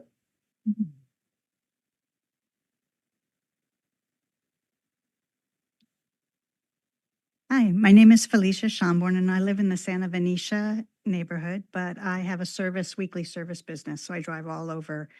And I find that many times when I am trying to go north, the traffic that's trying to exit for downtown San Rafael is so backed up that it's going to make a big impact.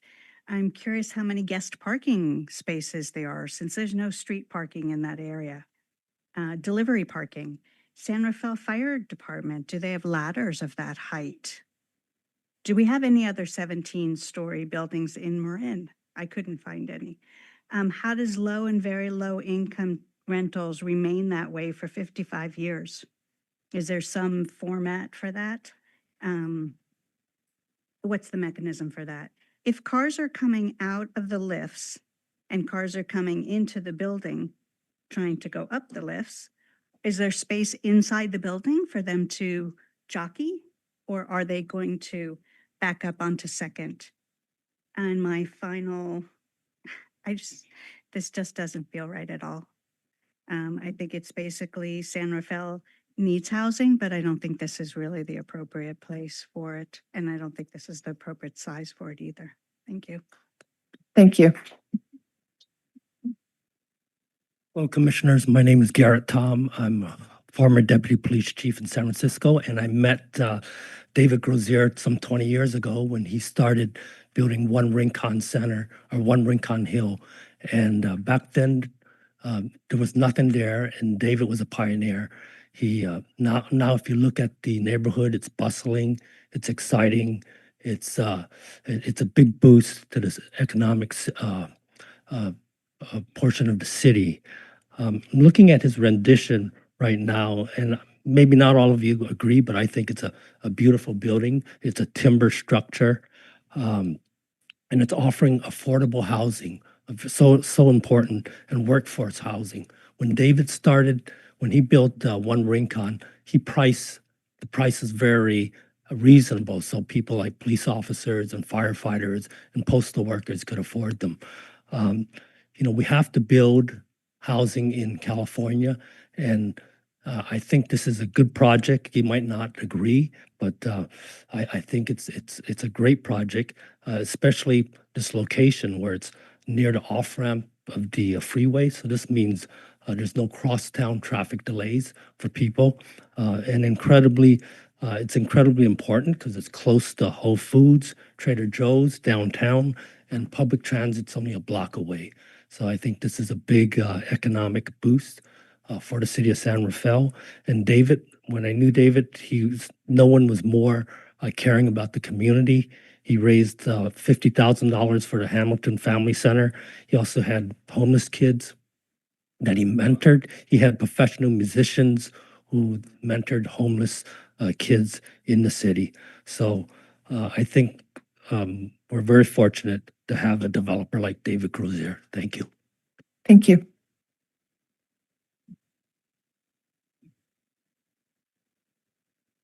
Hi, my name is Susan Bradford. I live in the West End. I've been here for 49 years as a business owner and mother. And, just the name itself, Urban Pacific, is probably great for San Francisco and Houston, but we're suburban here.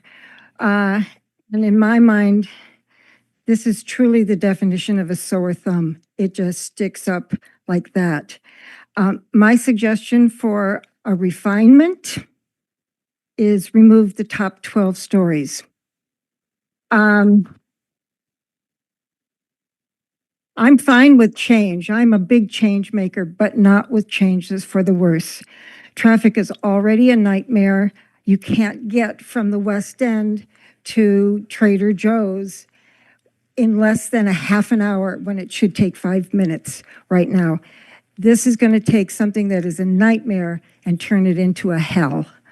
The problem truly is not housing, it's affordability. How about making every single unit affordable? Thank you. Thank you.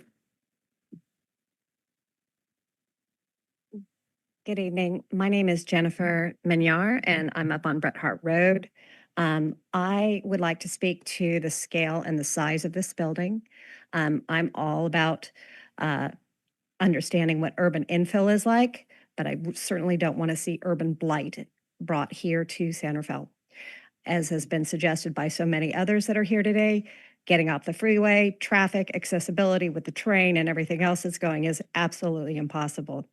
I am, however, in support of affordable housing, just not another scar on our community. I would please ask that you find ways to object to this project or to scale it back. And also, we are going to, as a community, take our opposition to the California legislature as well. Thank you. Thank you.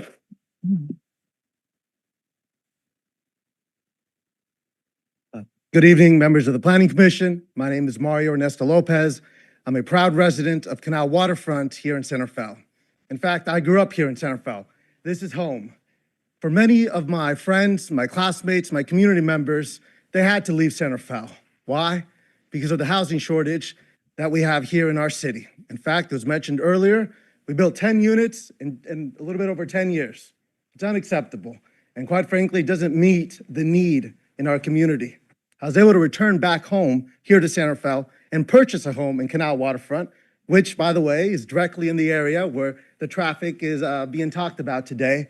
And I can tell you, to me, maybe spending an extra minute or so is absolutely worth it for the benefit of having my friends, my community members, be able to call San Rafael home, to be able to stay in this community, for us to be able to have additional affordable housing units, in addition to all the other spillover benefits for the community, benefits in partnership with Canal Alliance, benefits with economic development, benefits of enriching our community with folks that want to call our city home. Many of us have had the opportunity to be here. Let's make sure others have that same opportunity. So I also want to mention regarding the design, I've been very fortunate to be able to travel to various parts of the world and see very beautiful design. And I can tell you, based on the renderings, I'm not an architect, but I really like the building design. Why? Because it uses current technology, design practices to make designs aesthetically beautiful, appealing, and also conforming to our community. We are not an urban community. This building is not going to make us San Francisco, so I'm not worried about that. I'm excited, though, about the opportunity for us to actually meet our mission of maintaining that we are an accessible city for our community. Thank you. Thank you.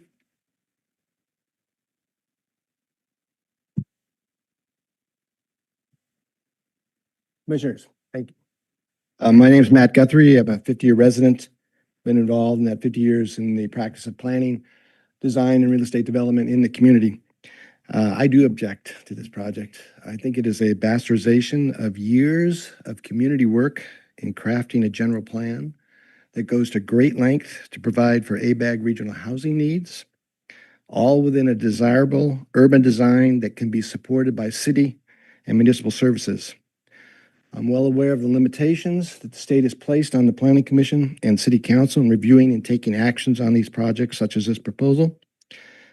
I attended your public meeting at the 8-story proposal on Urban Street, and I'm well aware of your and the council's concerns about the limitations on your ability to exercise local control on these projects. At that previous commission meeting, the Community Development Director was very clear regarding the significant number of projects and units taking advantage of the density bonus provisions that are in the pipeline. What does not appear clear is the number of additional properties that could result if these properties were also to be developed in accordance with those density bonus provisions. The totality of potential units would have a significant effect on fire, police, water, sewer, parametric services, as well as impacts on safe circulation on city streets. The city may not have options in processing the projects in the pipeline, but what is being considered by the city to deal with the potential for an even greater number of units? As this turnout shows, there is significant community concern for the overwhelming project intensities that are being proposed. Where is the effort to respond to those concerns? Is the concern sufficiently great to take serious and extensive efforts to respond? Why, for instance, couldn't the city reconvene the general plan committee? Your time is up. Amend the land use plan. Eliminate the non-density specific form-based zoning.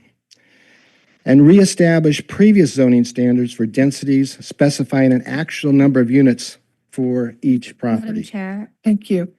the time is up. When these densities are combined with the density bonus I'm concessions, sorry, your time is up. may I have one more minute? No, I'm sorry. Please, Madam Chair. I, Let me make one last comment, please. please wrap up. As you look at these pictures and you see this project and you see the Chicago water line, picture this project at KFC, at the Grand Landing Building, and all the way down through Montecito.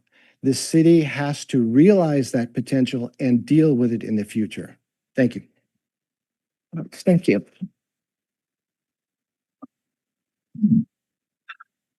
Good evening, Commissioners. My name is Dariush Davidi, and I serve on the Board of Directors at San Rafael Chamber of Commerce. San Rafael has struggled with limited housing development, producing just 10 units from 2011 to 2021. The 700 urban housing project will bring in 200 new units, including 30 below market rate homes, revitalizing downtown area by attracting residents and economic vitality. Featuring a distinctive architectural design, the project replaces blighted area and creates a new landmark and gateway for the city. The development encourages walkability, supports local businesses, and promotes diversity through mixed income housing. While meeting the state requirement, 700 Urban emphasizes quality design and public spaces, connecting the street to the canal and fostering a sense of belonging. Located at the Highway 101 and the canal, the project serves as a central access to Point to Marin, adding features like a boardwalk, floating wetlands, a boathouse over the water. I am mindful that the freeway exit near the 700 Irvin Street is a gateway to our community in East San Rafael. I encourage the developers to work with the city to come up with creative ways to create traffic solution. However, its location, the intersection of the key districts, the abundance of transit access, environmental stewardship, and placemaking. The project enhances San Rafael cultural identity, boosts the economy, increases the tax base, and generates jobs through the construction and increased commercial activity. Our employers, my employers, are desperate for workforce to live locally, and project like this achieves that goal. As a resident, as a business owner, and as a board member of San Rafael Chamber of Commerce, I support this project. We encourage the Planning Commission to please support this project as well. Thank you. Thank you.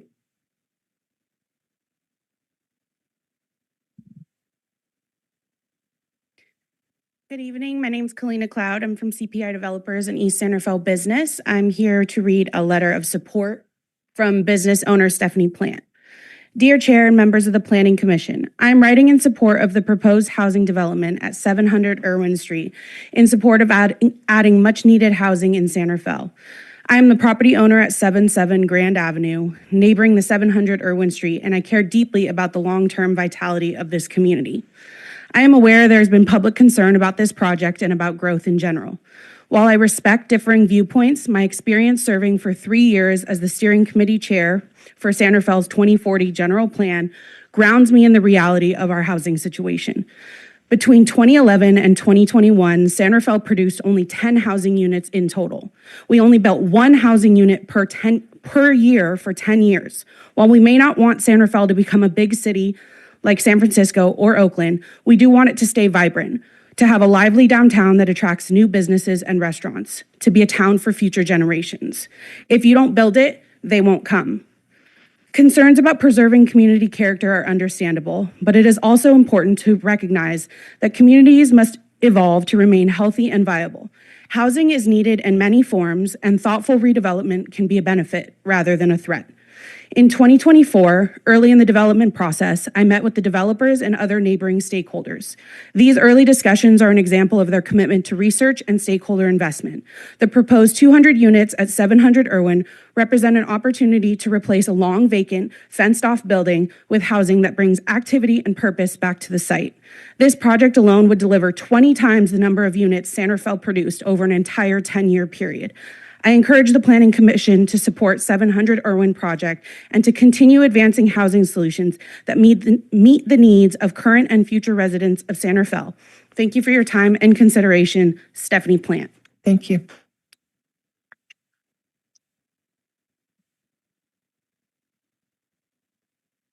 This is not an urban environment. The current highest building, as I understand it, is 8 stories. You are proposing something that is almost double that.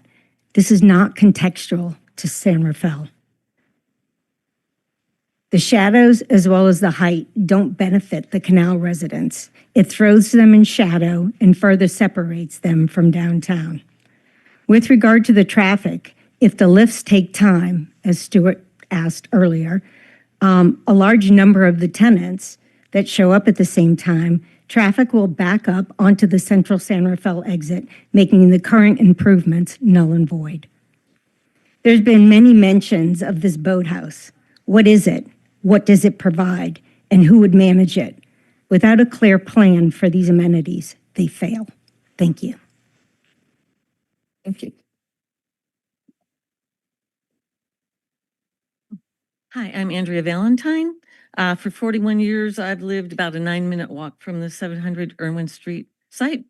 I have no objection to having housing at the site if they keep it about the same height as what's there now. And right now there's a parking on the first floor that wouldn't really add to the traffic that's already been there in the past when it's used as an office building. Because of the major gridlock in this area that we've all talked about, why don't we get that fixed first or have a solid proposal to fix that before we add a lot more vehicle traffic here? Another thing, parking. I'm sure that there are going to be a lot more cars that the tenants own, that they're estimating. Plus, they will have a guest parking. I believe that we know that there's no on-street parking for several blocks in every direction. And I'm pretty sure that both the Taco Bell parking lot and the United Market parking lot will become their common parking places for both tenants and guests. I think that's something we should look into. Emergency vehicles, we've already talked about. It's already difficult now with the gridlock for them to get through at times.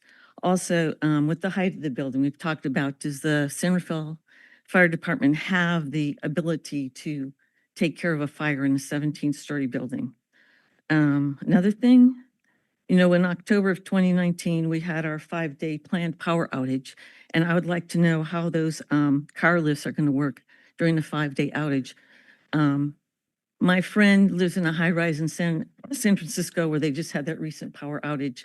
And for 3 days, they had no water and no elevators because they didn't have enough power to get water or regular elevators. So how are they going to get cars up and down when there's no power? I'm sorry, your time's up. It's up? Okay. Thank you.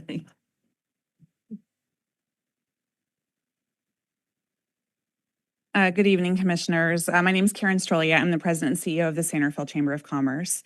And I just want to start by saying that the cost of housing is really dependent on supply and demand. So I'm speaking today because this project represents exactly the kind of thoughtful, community-minded investment San Rafael needs if we're going to maintain and remain a healthy, vibrant, and economically stable city. The San Rafael Chamber of Commerce, which represents hundreds of local employers and businesses, has formally endorsed this project because housing is not just a social issue, it's an economic infrastructure. Right now, the single biggest challenge facing our businesses is finding and keeping workers who can actually afford to live here. When people cannot live here, live near where they work, we see longer commutes, higher turnover, and a weaker local economy. Adding 200 new homes, including both market rate and affordable units, directly supports workforce stability, local spending, and long-term economic health. Main Street America, a national economic development framework and network focused on revitalizing downtowns and neighborhood commercial districts, estimates that every single new home represents about $20,000 in annual investment into the local downtown economy through spending at shops, restaurants, and services. That means this project isn't just about housing. Again, it's one of the most powerful tools we have for economic vitality and downtown revitalization. This project transforms a site that is currently doing our city no favors. 700 Irwin Street is a long, vacant, unattractive building at a major gateway into San Rafael. Replacing that dead zone with homes, activity, and a modern, welcoming design creates a far better first impression for our city. I want to acknowledge that people have real concerns about height, scale, and traffic. Those concerns are understandable. How our city looks and feels does matter, but the challenge we're facing is not just aesthetic. It's about whether the people who make San Rafael work can continue to be a part of this community. When people are forced to live far away, traffic congestion does increase. When people can live near where they work, they spend less time on freeways, invest more locally, and are more connected to this place. I see my time is up. I have one more thing to say. I do want to acknowledge Urban Pacific. They've engaged with us and have been extremely collaborative, as has been mentioned. But lastly, this project aligns with the housing goals of San Rafael that we've already adopted. We've said more that we need housing, especially in underutilized spaces. San Rafael Chamber, we urgently support or recommend that you support this project. Okay, thank you. Thank you. Good evening, commissioners. My name is John Rising, San Rafael native. I own a home here. I own a business here. My father owned a business here. My grandfather owned a business here. So I've got some roots in the community.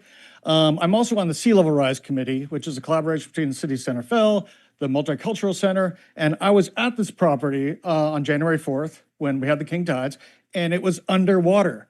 It's not called sea level sink, it's called sea level rise. And this is going to be a problem moving forward. I did not hear one comment about sea level rise. I heard some fancy talk about wetlands and stuff like that. The US government owns the canal, and so far they've been stonewalling us on doing anything. This is going to be $1 billion project to make sure the canal is not going underwater in the years coming forward. This, it's called the boathouse because you might need a boat to get out of there when the sea level rise comes, right? I'm all for infill, I'm all for YIMBYism and something like that, but when I read the brief, it was like, there are so many red flags, I couldn't see the project. One other thing that I saw was, I guess the city will issue a certificate of occupancy and then do a traffic report. That seems really backwards to me. That seems like putting the cart before the horse. I mean, my daughter goes to Santa Fe High. I live on the other side of the freeway, and it's a nightmare. You guys got to figure out the traffic and the homeless situation before we go talking about these fancy places for people to live. You know, I did a rendering for myself, you know, and there's a lot of chatter on Nextdoor about this too. It's quite amazing. I did a major renovation on my own house in Santa Fe a couple of years ago, and I was stymied by the planning process. And if I hear, yeah, there's only 10 new houses built, I believe it, because they wouldn't let me put a foot above my house. Oh, you can excavate all day long, but not a foot. And all these extra things, it was the building process is broken here. And I'm sorry, your thank you. time's up. Thank you.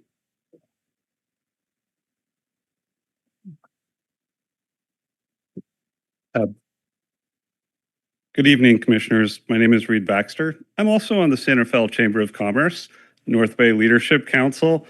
I work in commercial real estate and I've campaigned for affordable housing across Marin for years. I'm also a housing provider to thousands of residents. So I've learned a few things over the years. Even though this project competes with the properties that I provide, I'm here in support of the project on Irwin Street because it is consistent with the city's general plan and the intent of the underlying zoning for this area. The proposal represents an appropriate infill development that makes efficient use of an existing site, provides workforce housing that we desperately need, supports employment-generating uses in a location planned for them. From a land use planning perspective, projects like this help reinforce economic vitality while minimizing pressure on residential neighborhoods and greenfield areas. Based on my experience, developments that align with adopted plans and zoning standards contribute to long-term community stability. I appreciate the work the staff and the applicant has done. Respectfully encourage the Commission to support the project. Thank you. Thank you.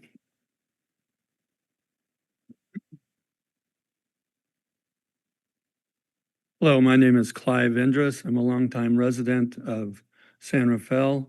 I'm a landscape architect.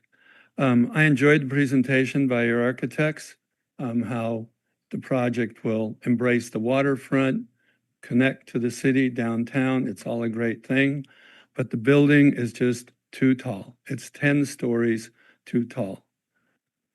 I don't understand completely why there's no CEQA document. I know you got to know that world, but there's no environmental impact statement. There's no visual assessment. What about the small town character of San Rafael, the mission city? So that's basically what I have to say. I'm opposed to the project unless you lower the building. One thought occurred to me because, again, I've lived here 50 years. I bought an old house in San Rafael years ago. I'm always rebuilt quite a bit of it. And you know, they always made me put up story poles. Everything was by a permit. So I had to put up 2-story story poles. So I would love to see story poles 17 feet high out here for this project. Thank you. Thank you.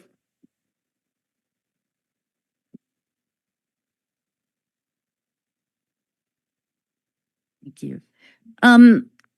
I've lived in San Rafael for probably over 40 years, and one of the things no one has brought up is that instead of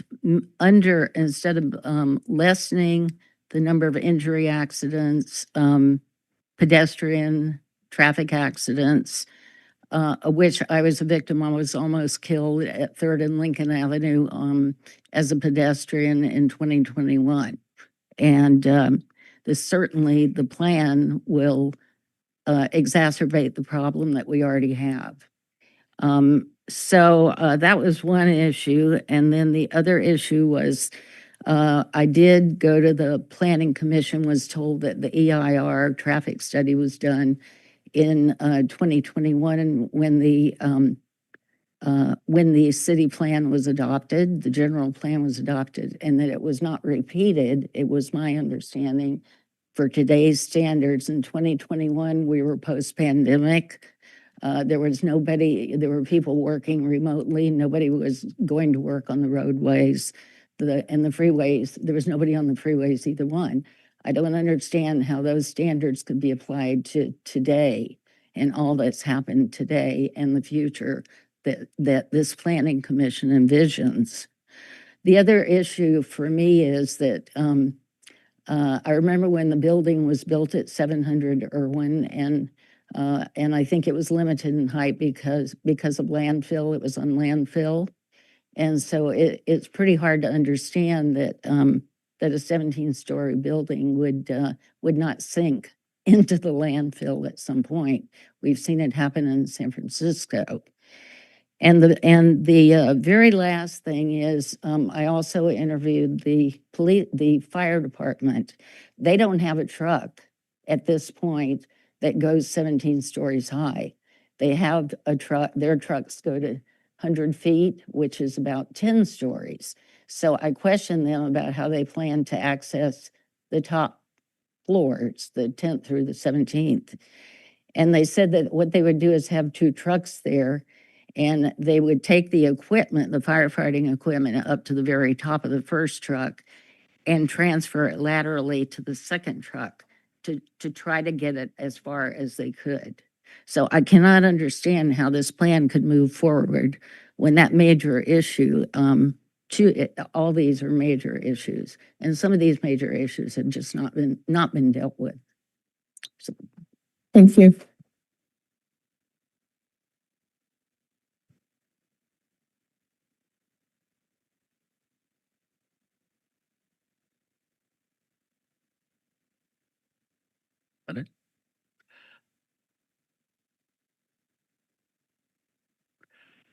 Good evening, Commissioners. My name is Ken Dickinson, and I'm a 27-year resident and business owner of San Rafael. I'm speaking tonight because the staff report makes clear this project is no longer about whether housing is allowed. It's about the extraordinary number of exemptions being granted to make it work. And whether that is consistent with the city's own adopted priorities. San Rafael's strategic plan commits the city to context-sensitive growth, to ensuring infrastructure and public safety keep pace with development, and to transparent, accountable decision-making. This project raises serious questions under all 3. The project relies on 3 concessions and multiple waivers to raise height from 50 to roughly 180 feet, eliminate setbacks, cut bicycle parking from 271 to 60 spaces, and approve a parking system the city says may exceed peak capacity and risk queuing onto 2nd Street. These are not minor adjustments. They fundamentally change the scale, operation, and safety profile of the project, particularly in a constrained area near a freeway and major intersection. State law does not require cities to approve every waiver requested. Waivers may be denied or conditioned when they create specific adverse impacts to public safety or circulation. At a minimum, you as a commission should require clear enforceable conditions with monitoring and corrective triggers for parking, operations, and emergency access. Given the scale and number of exemptions, I respectfully ask the Commission to formally recommend that the City Council agendize a public review of these waivers and their consistency with the strategic plan. If exemptions of this magnitude are becoming routine, that is a policy decision, and policy decisions belong with the City Council and on the public record. Thank you. Thank you.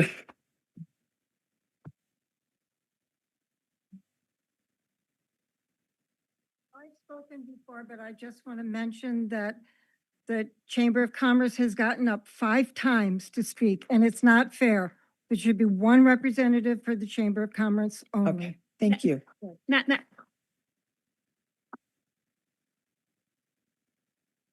I'll be quick.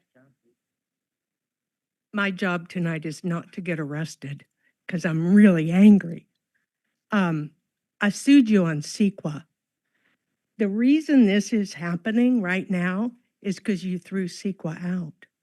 But CEQA is what protects the residents from fire, from overbuilding, from traffic, from bay mud, all of those things that you are glibly throwing away and leaving us vulnerable. That's what you do. You leave us vulnerable when you don't follow the law.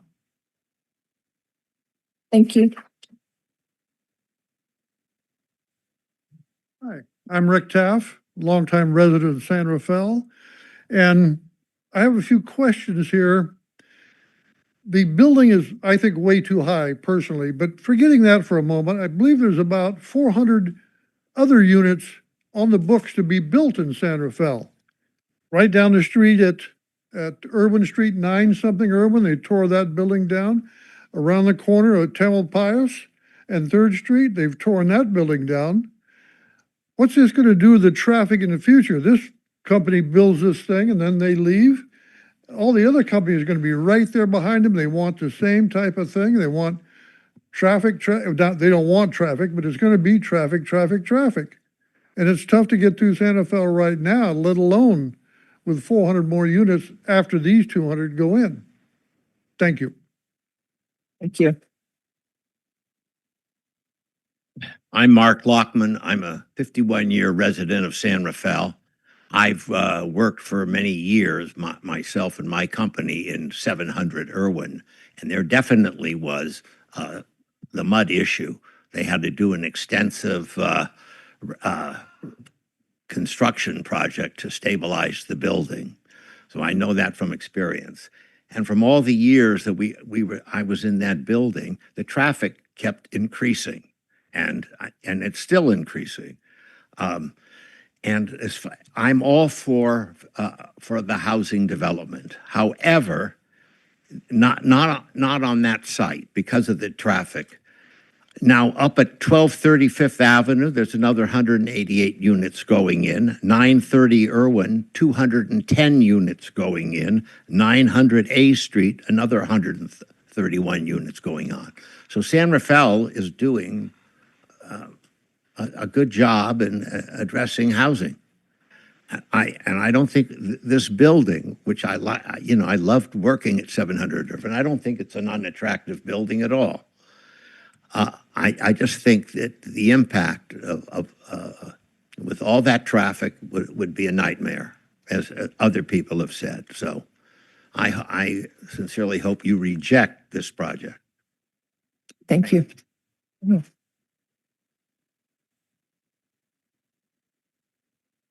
My name is Michael Williamson. I live about 4 blocks that way since 1977. Worked on Irwin Street. My real estate office has been there since 1985.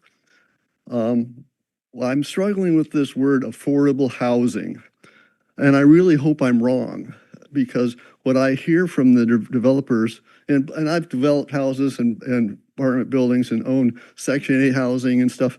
So I kind of want to see more housing, but this deed restriction is confusing for me because it's based on the area median income. Bryn's average income is $130,000. And the lowest of the deed restricted housing amount is 50% of median income. That's $65,000. I'm missing how $65,000 is like working, the average wage on 4th Street is about $20 an hour. So how is $65,000 low income housing? Thank you.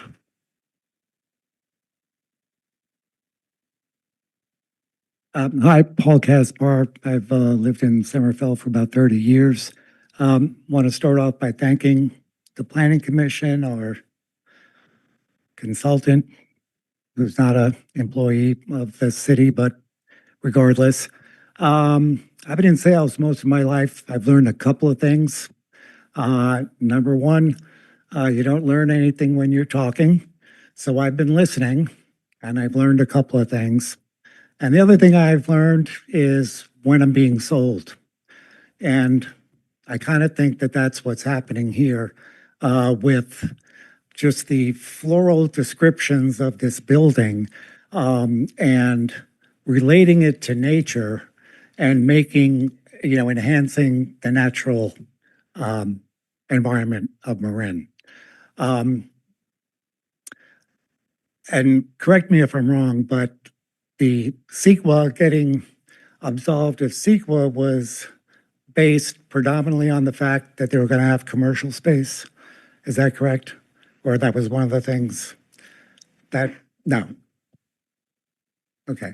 Well, it just seems like there's so many nebulous things that can go and things that can go wrong with this development. They brought up the parking spaces, Amazon deliveries. I live in a cul-de-sac. It's a freeway of Amazon, FedEx all day long.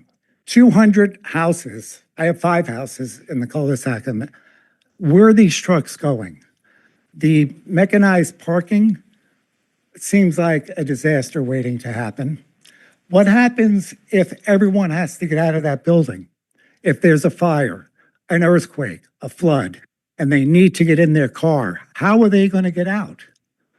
How are they going to get out? We live in a fragile environment here in Marin. It doesn't take much for things to get backed up, and my time's over. Peace.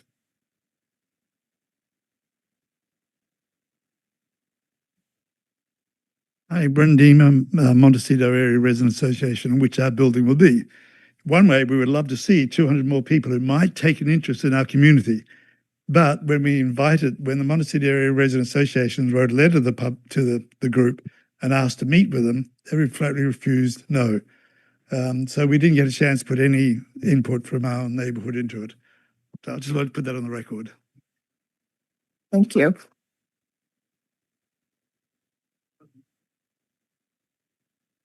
Good evening, members of the Planning Commission. My name is Henry Warren. I was born at what we used to call Marin General the year that it opened, and I've lived in San Rafael for quite a long time. One question that might be rhetorical is, why don't we have any 17-story buildings in San Rafael? That was because of the good guidance and intelligence of the City Council, the Planning Commission, and community members themselves when they put the general plan together. An earlier speaker spoke about the general plan. I won't try to add on to what he said. It was very articulate and right on. Why 17 stories instead of 6 or 8? Well, a couple things we know, and then there's the elephant in the room. First of all, your hands are tied because of the exemptions and the bonuses on density that have already been addressed. 5 years ago, you never would have approved anything 12 stories high, let alone 17. So 2 reasons are, 1, 3 floors devoted to parking. I assume that's because it would be too expensive and challenging to build subterranean parking. So instead of a 14-story building to house 200 units, we're going to go 17, so we can have 3 floors of automobiles occupying 3 of the floors. It's remarkable.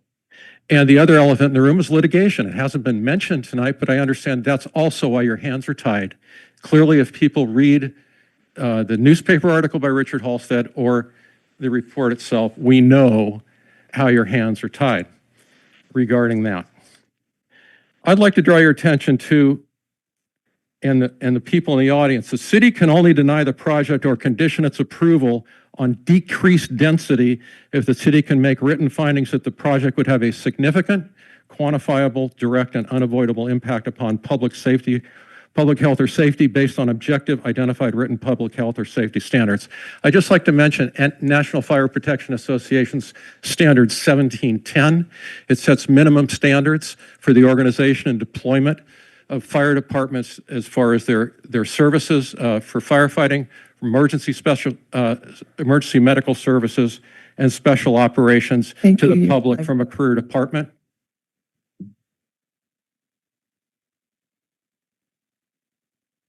I'll take a little bit of the Chamber of Commerce this time.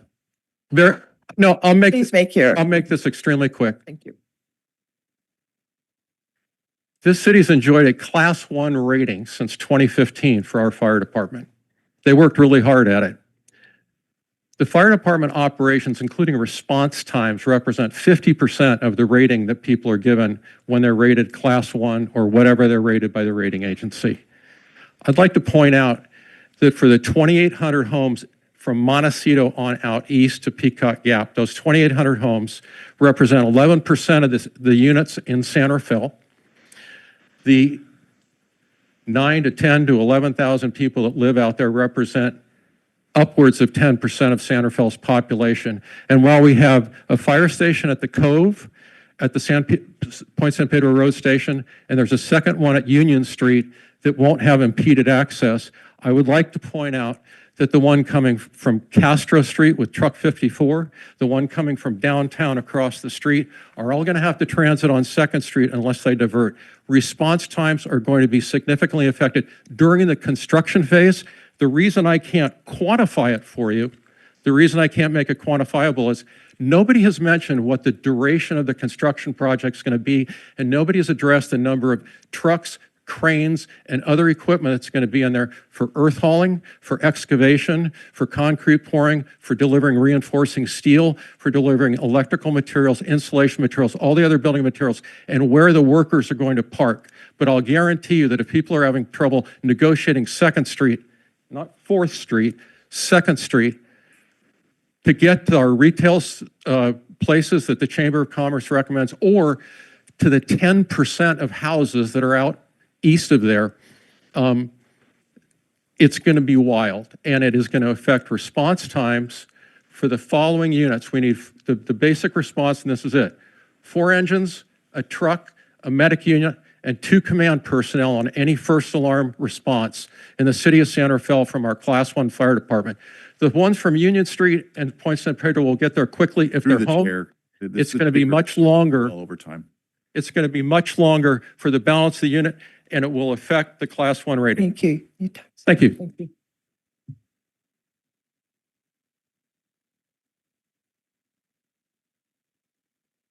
Okay, is there any other comments?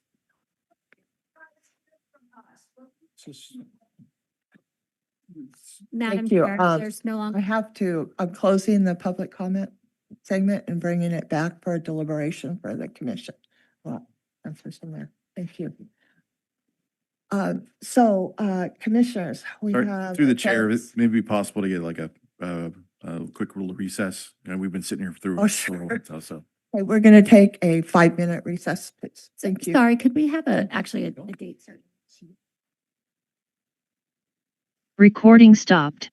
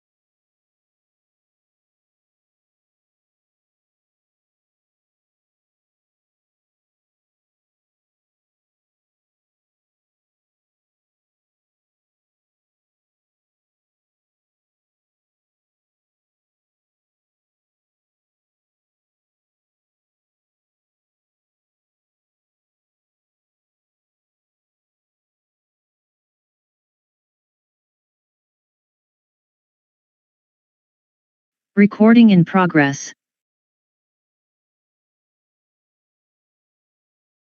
Okay. Run the show. Pick him first.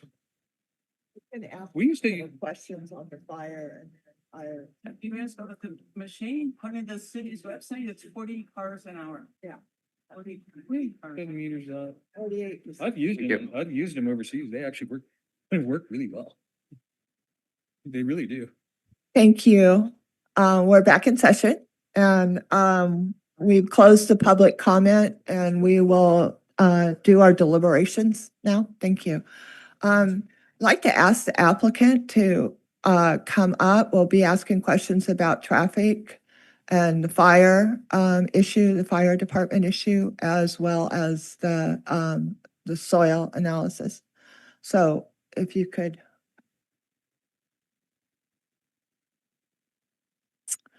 Thank you.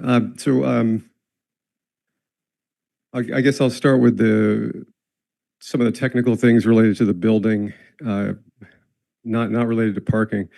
We're going to get a little help from our land use attorney on that, and I might be able to also add some detail. But it's of course worth people bringing up questions.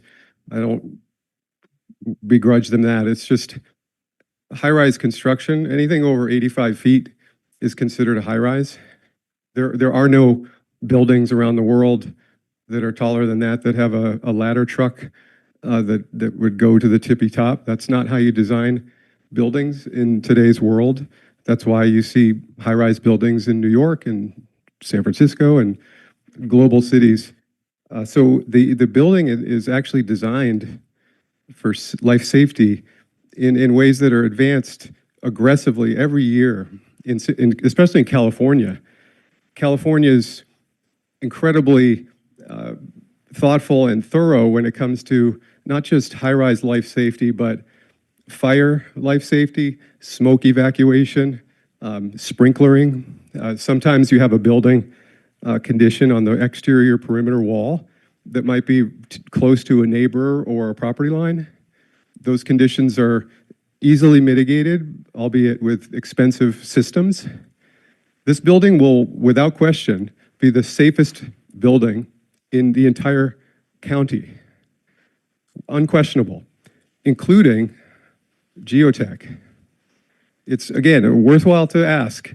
It seems kind of wild that you could build in the mud.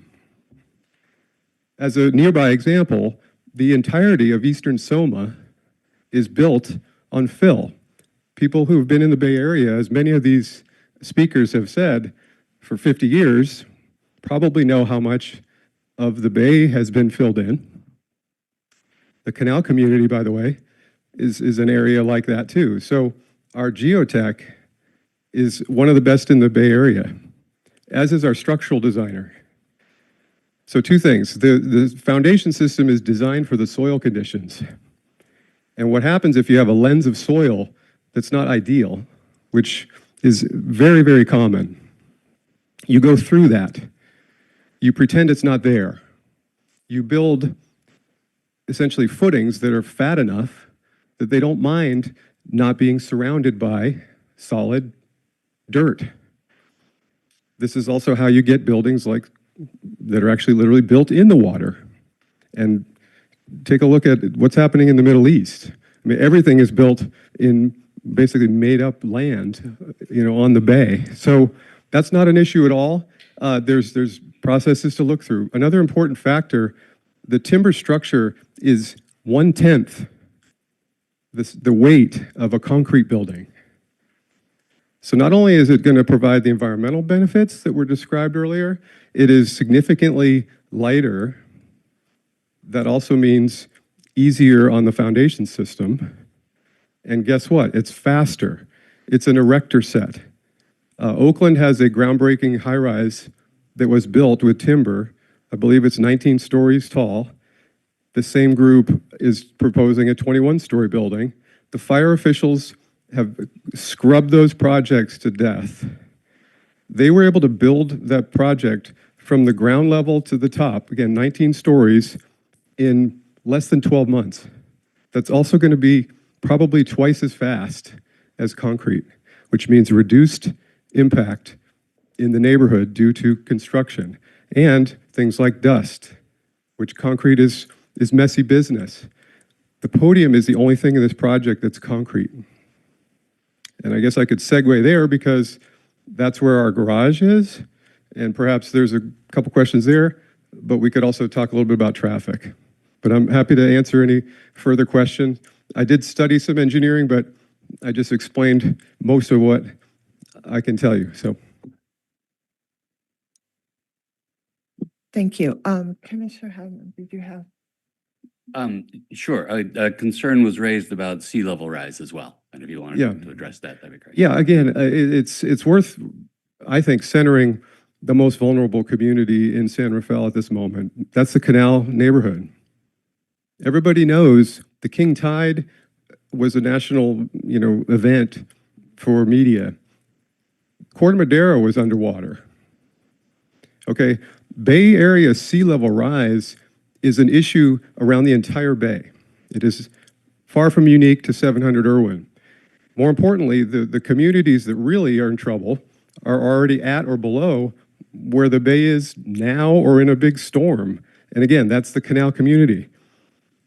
So I think the interventions that are going to be needed are way bigger than this group will be able to solve. I think my understanding is San Rafael does have an excellent resiliency coordinator or expert on staff. I know it's a regional issue, but basically the study groups and the list of things that I'm aware of include interventions at the bay's frontage, which could be levees, it could be a variety of interventions that are done in other parts of the world. So I don't think, again, it's really not about a project, it's about the entire bay. So our project, by the way, is built to be above where it's really required to be by about a foot. So we're trying to meet the not only the future plan for San Rafael's code, but also, like I said, the whole building. There's very little underground in the basement, intentionally. That's why there's no cars there.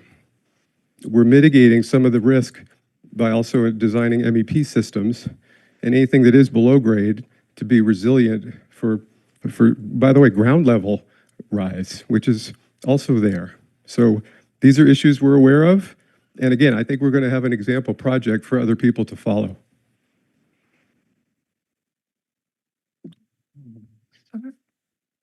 Anybody have any questions? Yeah. Pushing the button. There we go. Back to parking and traffic. A longtime resident of San Rafael. A lot of people spoke, and I've been here for over 50 some odd years. So 2nd Street, you're taking a right as you come out of the process. It's a one-way street. So you're taking a right. You've got to immediately get over 3 lanes to make a right-hand turn to get back to 101. I see 3rd Street and Grand as a major,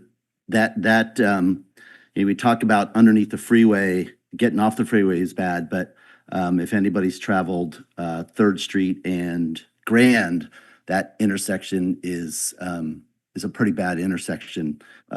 All that traffic is going to have to go down Grand, make a left on 2nd to get back to 101 going south or north. That is the increase that I don't know if people have thought about, coming off the freeway is going to be bad enough. And we heard a lot of comment tonight about that. But I see that as a major issue. And I'd like to know if the city, it was brought up, and I don't know the actual date of when the traffic report was done, but do we have anything on the traffic report post 2021? Are you referring to the San Rafael study or the project? Project study. Yeah. We weren't working on that in 2021. Yeah. Commissioner Andrew Junius, Ruben Junius and Rose were the land use counsel for the project. It's really an honor to be here and a pleasure to be in front of you tonight on this project. Excellent points. We all know traffic is a very, very big deal here in San Rafael. You heard a lot about that. You also heard a lot of support that housing mandates and needs outweigh some traffic issues. But on the specific legality of the traffic world that we're working with right now in the traffic studies, as your excellent staff report started the evening, we're not working under old CEQA rules. We're not doing any AR here. This project cleared CEQA with the staff under AB 2011, which is a new statutory exemption. And if you look at that checklist and you go down the list, you'll notice one very clear thing: traffic's not on the list. So CEQA, I think the state legislature recognized how difficult traffic issues are for communities and how easy it is for housing projects to be derailed and stopped because of traffic. And traffic is an issue, there's no question about it, but traffic, if every housing project has to go through a massive traffic study and then come to you for your discretion over whether a traffic issue or not should outweigh some housing, we'll never get any housing built. That's why there's no housing in San Rafael for the last decade. So, but the issue with respect to analysis, though, we actually did. In April of last year, when we filed our application, we submitted a traffic analysis. Back in the day, the CEQA world in Sacramento moved from a level of service, which you probably all remember that, the traffic studies with very complex level of service and turning motions in intersections. That went away a while ago, and it was replaced with vehicle miles traveled. Our study specifically looked at San Rafael's traffic guidelines, calculated the vehicle miles traveled, the VMT, for this site and this project, and unequivocally came away with, it's fine. It's less than significant because of its location. It's located next to the freeway. It's in a walkable neighborhood, and it's near transit. So those are the laws you're dealing with, and kind of you're in a tough spot. I agree, but you're faced with some difficult challenges here. But the law is the law. I have some questions. Madam Chair, sorry. Your I'm legal sorry. counsel over here. Just a clarification. The applicant's counsel had mentioned AB 2011, but I think. Oh, I'm sorry. I meant AB 130. I apologize. The statutory exemption under AB 130. That's the checklist that's in your packet. Thank you, City Attorney. Okay, I thank you for that. I do have some further questions on the parking and traffic. So supposedly, your driveway is entrance and an exit, and it's 2-car capacity per side, and it takes 48 to 66 vehicles per hour in your parking system. So if you only have capacity for 2 in the driveway, there's no doubt that the queuing is going in during rush hour, going to be going back towards where people are getting off the freeway. This is already happening. So is that correct? First off, is that correct? There's only queuing for 2 cars in the driveway on each side? So the queue is designed to go out the driveway, as you know, and then the project anticipates a loading zone, which is in front of the project, which will also handle some of the Amazon deliveries and so forth. But that's potential additional queuing if there is more traffic. As the sponsor mentioned, we are only at 25% design. We are still vetting the capacity of the system, and there's a possibility that we might add an additional elevator if that's deemed necessary. But the queue issues were deemed, I believe, insignificant by the report. I believe the report had some recommendations that included actually adding a 3rd elevator. Yeah, that's correct. So is that we do more being study, yeah. considered? And no. Yes, as I mentioned in my remarks, it is something we want the building to be functional, for our own purposes and everyone who lives there, regardless of what neighborhood they might have been in before our building was built. Now, I don't know if this is for city or applicant, but it calls for a Tier 3 transportation analysis within 5 years from occupancy, sorry. It seems like an awful long time to wait after a building is occupied to get a Tier 3 analysis. Well, I think that's a great question, Commissioner. One of the things I think we haven't talked about yet is, in addition to the study that we did and the 2 studies that will be post-approval, this project will be contributing $840,000 to the city's transportation mitigation fund. So that money, I think, is going to be essentially tied to those studies either the pre-occupancy study and the post-occupancy study to help, San Rafael do a better job with their traffic. But, and so that's where, that's where those, I think that's really the idea there is. And I think the city would support that conclusion as well. I think it's a great project, but I think all of us have had lived experience of getting off in central San Rafael. It's a thoroughfare to East San Rafael. I mean, that is the main point. And it's almost unbearable now, literally unbearable during rush hour. So, Dan, I had one question about the bike parking. You're putting all 60 bikes into a covered room, correct? Is that the idea? Yeah, that's correct. Okay. What about electric bikes, which seem to be coming so more? There, we'll have some capacity for those as well. And is there any studies that show of putting bikes into an enclosed room and having the electric charging? Is that safe? Well, versus having an outside space or in the parking garage itself?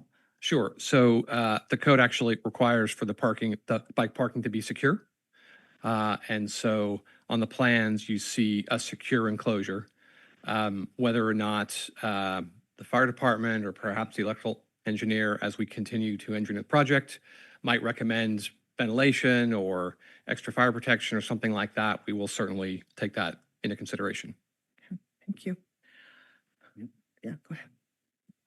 As a question, we talk about the water rights from the U.S. government and a few other things, and you said you're at 25% completion of the Roughly, yeah. Yeah. So I guess my question is as a planning commission, how do we okay a project when it's not 100% in front of us? So that's my concern as a planning commissioner.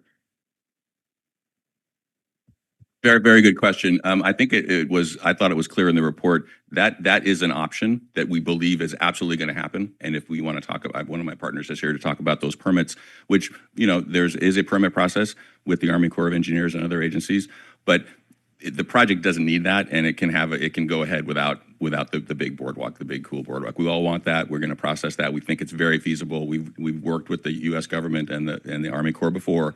We know that process. So it's an option because it's not in your control, which is why the city, I think, presented it this way. But I'm very confident we're going to get that done. Yeah. No, and it sounds like a great thing. My concern is as a planning commission, we're going to approve this building that, obviously the public comment here outside of some of the chamber people and a few realtors were all for it.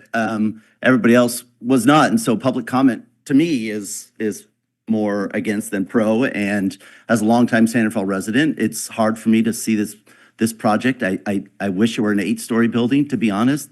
I do understand the need for housing. I wish it were an 8-story building. That aside, I just find it odd that your planning is 25-30% done, or your plans are 25-30% in the process, but yet we're going to approve a building that we don't really know exactly what it's going to be when it's finished. So what I would say, I think the first couple of questions I heard were related to things like infrastructure, okay? We study that in the beginning of the project for capacity reasons. There's basic feasibility, what we call fatal flaw analyses, and we have, among others, an expert BKF civil engineer, local San Rafael offices all over the Western United States do this. They studied the capacity issues that exist and what oftentimes needs to be thought of in advance. That can be done now, and it has been done for the reasons that we need to know now, all of us. Another version of that, we have a consultant named S2S Consultancy, and the individual that we work with spent 35 years with PG&E working on easements and permits to get governmental approval to go underwater, over water, through landscapes where many of these homeowners live, and basically figure out how to get these things permitted And so this is somebody that we rely on. Now, by the way, I would also say there's an existing wood dock on the property line. It's not in our property, but there's no reason why we couldn't just leave it there and maybe we fix it up. And it's already there and it has footings into the mud. You know, our preference would be to not have that and make the bay and the canal cleaner, but we could do that. And just again, to respond to the 25% question, every project of this magnitude that comes to a planning commission, yours in the recent months that you've seen projects of this size, they all come at the schematic level. You're approving the height, the bulk, the size of the project. You know, the rest of the other 75% of the drawings come after that money is spent, after you approve the project and after we have a project. So I apologize for the confusion about the 25%. This project is fully designed, fully baked. You have the architects here to answer any question you have about the architecture of the project, but it's a go. So thank you.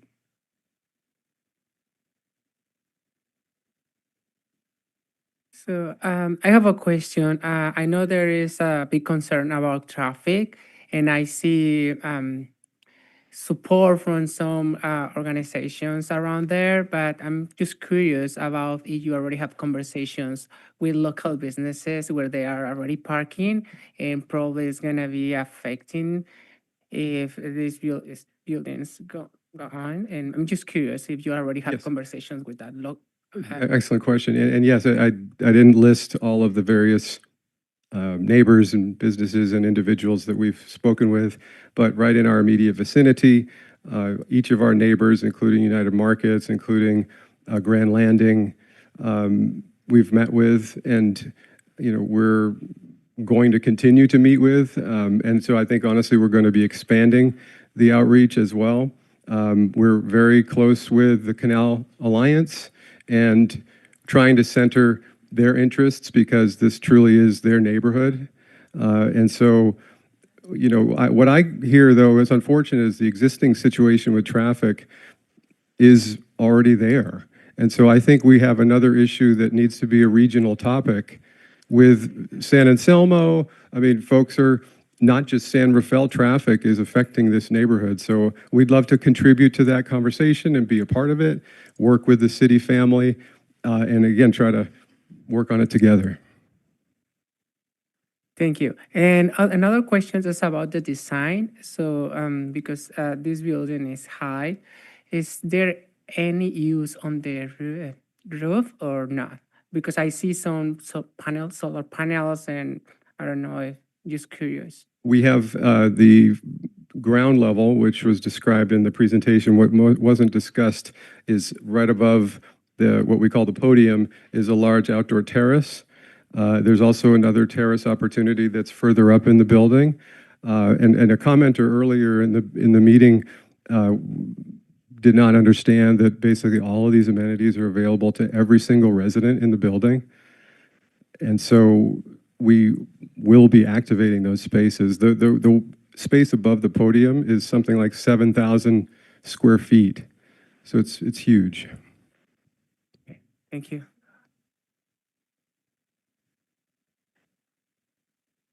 Any additional questions? Oh, any? Okay, so if there's no more discussion, did you have? I just make one final comment. I very much appreciate your attention. I think one of the final commenters kind of hit it on the head. You know, in some respects, your hands are tied here. You're really between a rock and state law. It's a complicated project, but your staff has done a great job. The staff report's complete. The motion's complete. The waivers are justifiable. I think it's going to be very hard for you to make any changes to this project. So I'm happy to answer more questions about the applicability of state law. Your staff's here as well. We very much hope that you'll approve this project and let us move forward quickly. Thank you. Thank you. No, sorry, public comments closed for now. Okay. I'm sorry, no. Okay, if there's no more comments, then can I please have a motion and a second? Well, I think we're gonna discuss the project. Yeah. Oh, you have more, okay, please. Amongst ourselves. Okay. Yeah, if I may, so I've spent a fair amount of time on this project this afternoon, and part of what I did was I went to the traffic study that was submitted, which I appreciate, but I found myself really not caring very much.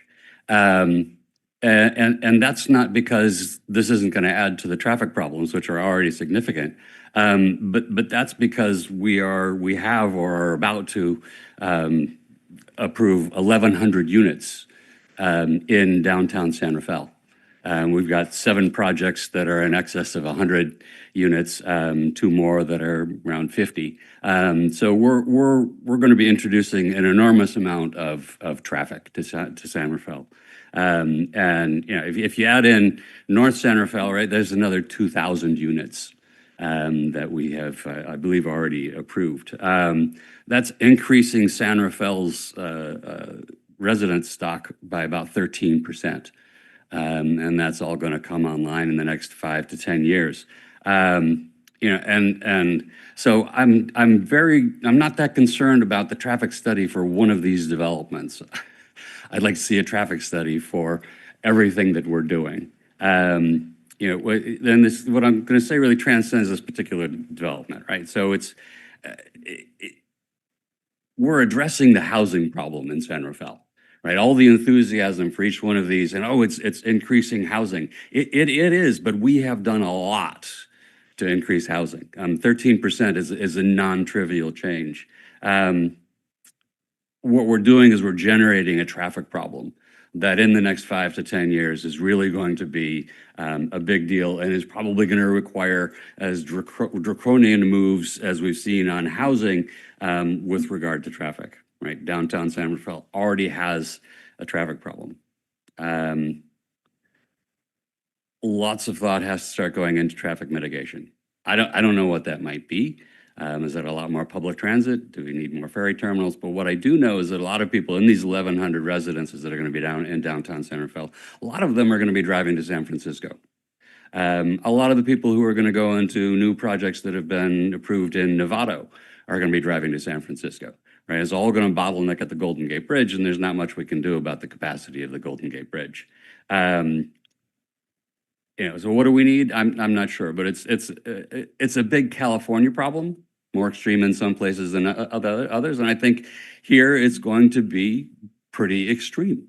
Living here is attractive, and hence building here is attractive. And since building here has become so easy, right, we're going to be doing a lot of it. My plea, I guess, really is to state legislators who probably have more control over this than local, right? The dramatic increase in housing is going to dramatically increase the state tax base. I sincerely hope that a ton of that increase in tax revenue gets devoted to transportation and congestion mitigation, because I have a feeling we're going to need it. Buying cars. That's my 2 cents. Okay, I won't repeat all that because I agree with just about everything he just said. I don't think this one project's going to make too much of a dent in the traffic, but what he said makes complete sense. In fact, you know, when that building was an office building and 50 or 60 people were probably all leaving at the same time and getting to work at the same time, that was probably a worse traffic congestion problem at those peak times than the people that are going to be metering in and out of this building. I don't think everybody that lives there is going to be leaving and coming at the same time. So I have a little faith that maybe that in itself is going to be okay. And then the metering of how those lifts work, you know, I'm not so concerned about it, but cumulatively, yes. And, you know, all those sites that are, you know, adjacent to it, someone said those can get developed. The United Market site, guess what? That's a recognized housing site. That market, that piece of land's on the block right now. It could get sold as a housing site. So there could be another one right there. So cumulatively, we need to know what's going on there. I like the building in terms of its design. I think it's too big like everybody else, but hey, we don't get to talk about that. Design-wise, I didn't mean to scoff when you put it on the screen, but those renderings that, you know, we hadn't seen them before, and it's just like, it was like, wow, it's really big. So yeah, it's going to be the biggest building in San Rafael. And I grew up here. I've been here 58 years, and change is really hard. This is a tough one, but it is a well-designed building in itself. It's just going to be really big and hard to swallow. Welcome to the party. Here we are. our hands are tied. We probably didn't need to be reminded of that, so I don't know. We already know that, so we don't need to be told that. I don't like hearing that when we already know. So just maybe advice on your next one of these. Sea level rise, you know what? I remember my buddies windsurfing down 3rd Street when I was in high school because of the floods. So it isn't new. We've had the floods, we've had these king tides. This project isn't gonna, it shouldn't be penalized because we have sea level rise and it floods down there every 40 years. I mean, it's just one of those things. They can design the best they can around it. In terms of the technical aspects of the building to the public, I think I'm gonna trust the engineers to build a building there that isn't gonna fall over in an earthquake. I have a lot of faith in geotechnical engineers, and it's probably gonna be better built than anything around here because of today's codes, because the codes are pretty rough. So I think the engineering is gonna be good. Moving forward, Matt Guthrie hit it on the head. What are we gonna do moving down the line? We as a city need to take a hard look at our general plan. We need to take a hard look at the objective design standards moving forward on these projects that will give us more control over these projects. We don't have it now, so we don't get to talk about it. But if we develop them carefully, maybe we won't see some of this on 4th Street and in areas where people are really gonna be upset. So those are my comments.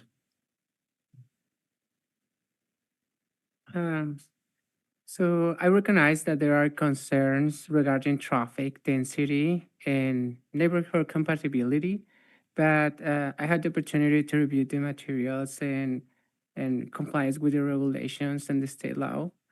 And I expect that we will be addressing a less impact on this project. So I'm supporting housing. This is a big issue that we need to address first now at this moment. Thank you.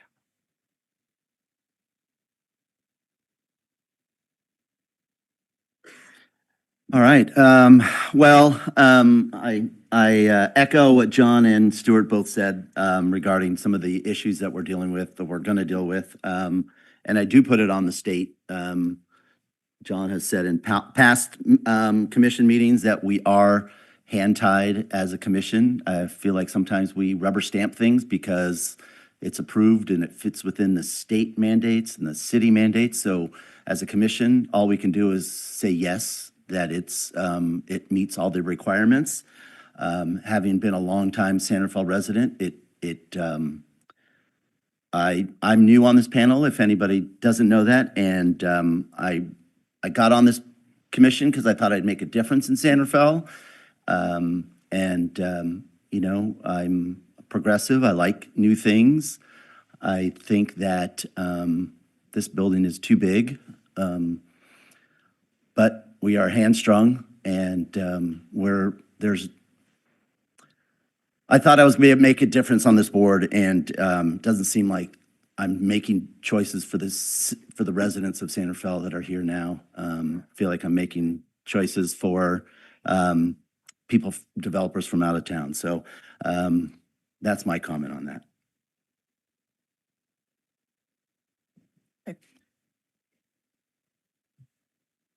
Thank you. So I too think the building's too large, but I think that the developers have presented a good plan. Not that I'm against it, but I still in my head, I know you said regional traffic is key. Yes, it is.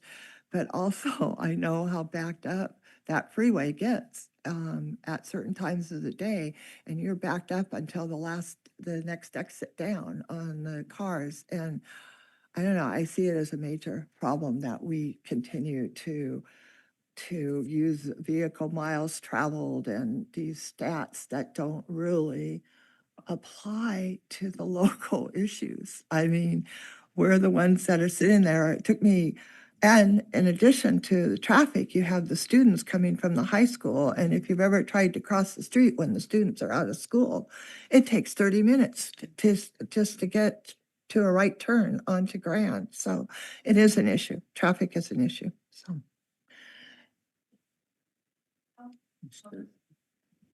Thank you. Safety issue. Okay, thank you.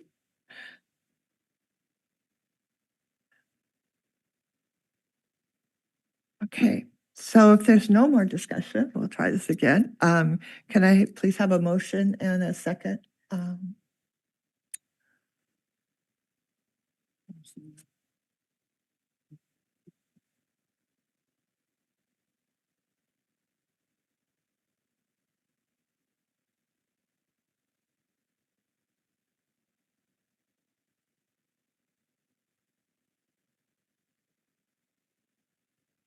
All right, this is the first time I've gotten to read this. I'd like to make a motion for the resolution of the San Rafael Planning Commission approving an environmental and design review permit ED 25-031 to allow for development of new mixed-use building with 200 residential units and commercial space located at 700 Irwin Street, and determining the project is statutorily exempt from the CEQA review pursuant to Public Resources Code Section 21080.66. As Commissioner Haveman, I will second the motion. Thank you. Margaret, can you do the roll call, please? Certainly, Madam Chair. Commissioner Haveman. I was told earlier this is bulletproof, so maybe I should duck down there, but yes. Commissioner Alvarez. Yes. Commissioner Summers. Yes. Commissioner Salvamini. Yes. Chair Rodby. I've thought a lot about this, but I really have to vote no. Thank you.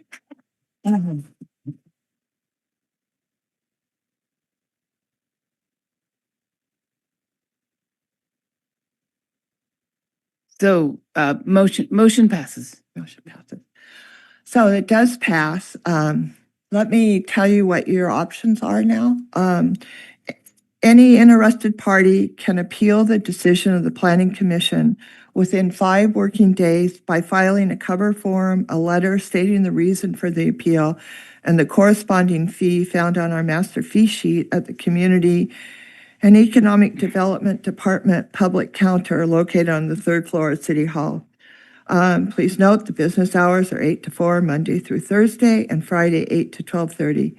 Please contact the planning manager if you have any questions. And thank you for your participation and your comments tonight. Appreciate it. Thank you.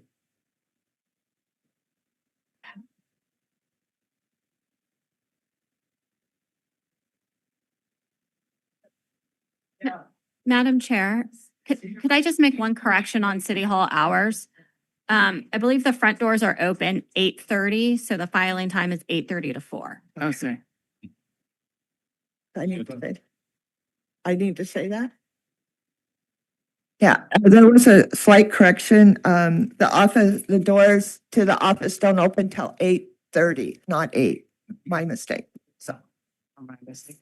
I voted wrong. Okay. Okay. Good for you. You stood up. Well, I wouldn't have had someone else apply. That is. Well, we could have had 2 no's and still would have passed. No. Yeah, because there's 5 votes, the quorum's 3. Oh, yeah. We're actually still meeting. The meeting is still in That's session. okay. Okay, One of us got jumped up. We did. we're not done yet. Go home. Okay, so we'll move to the director's report. Thank you.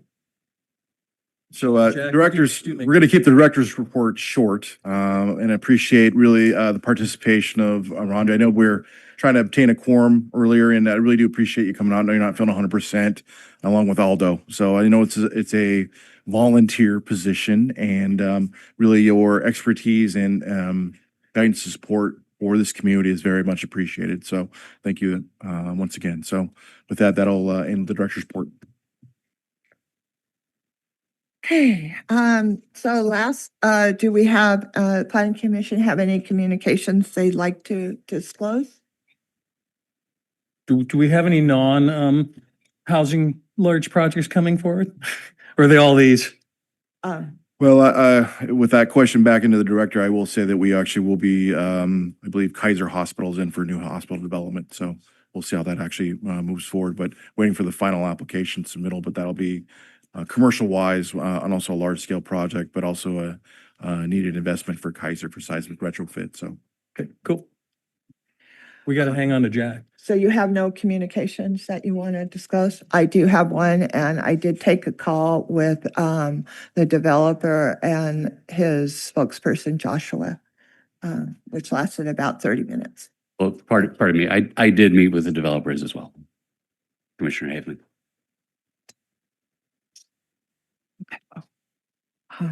Okay,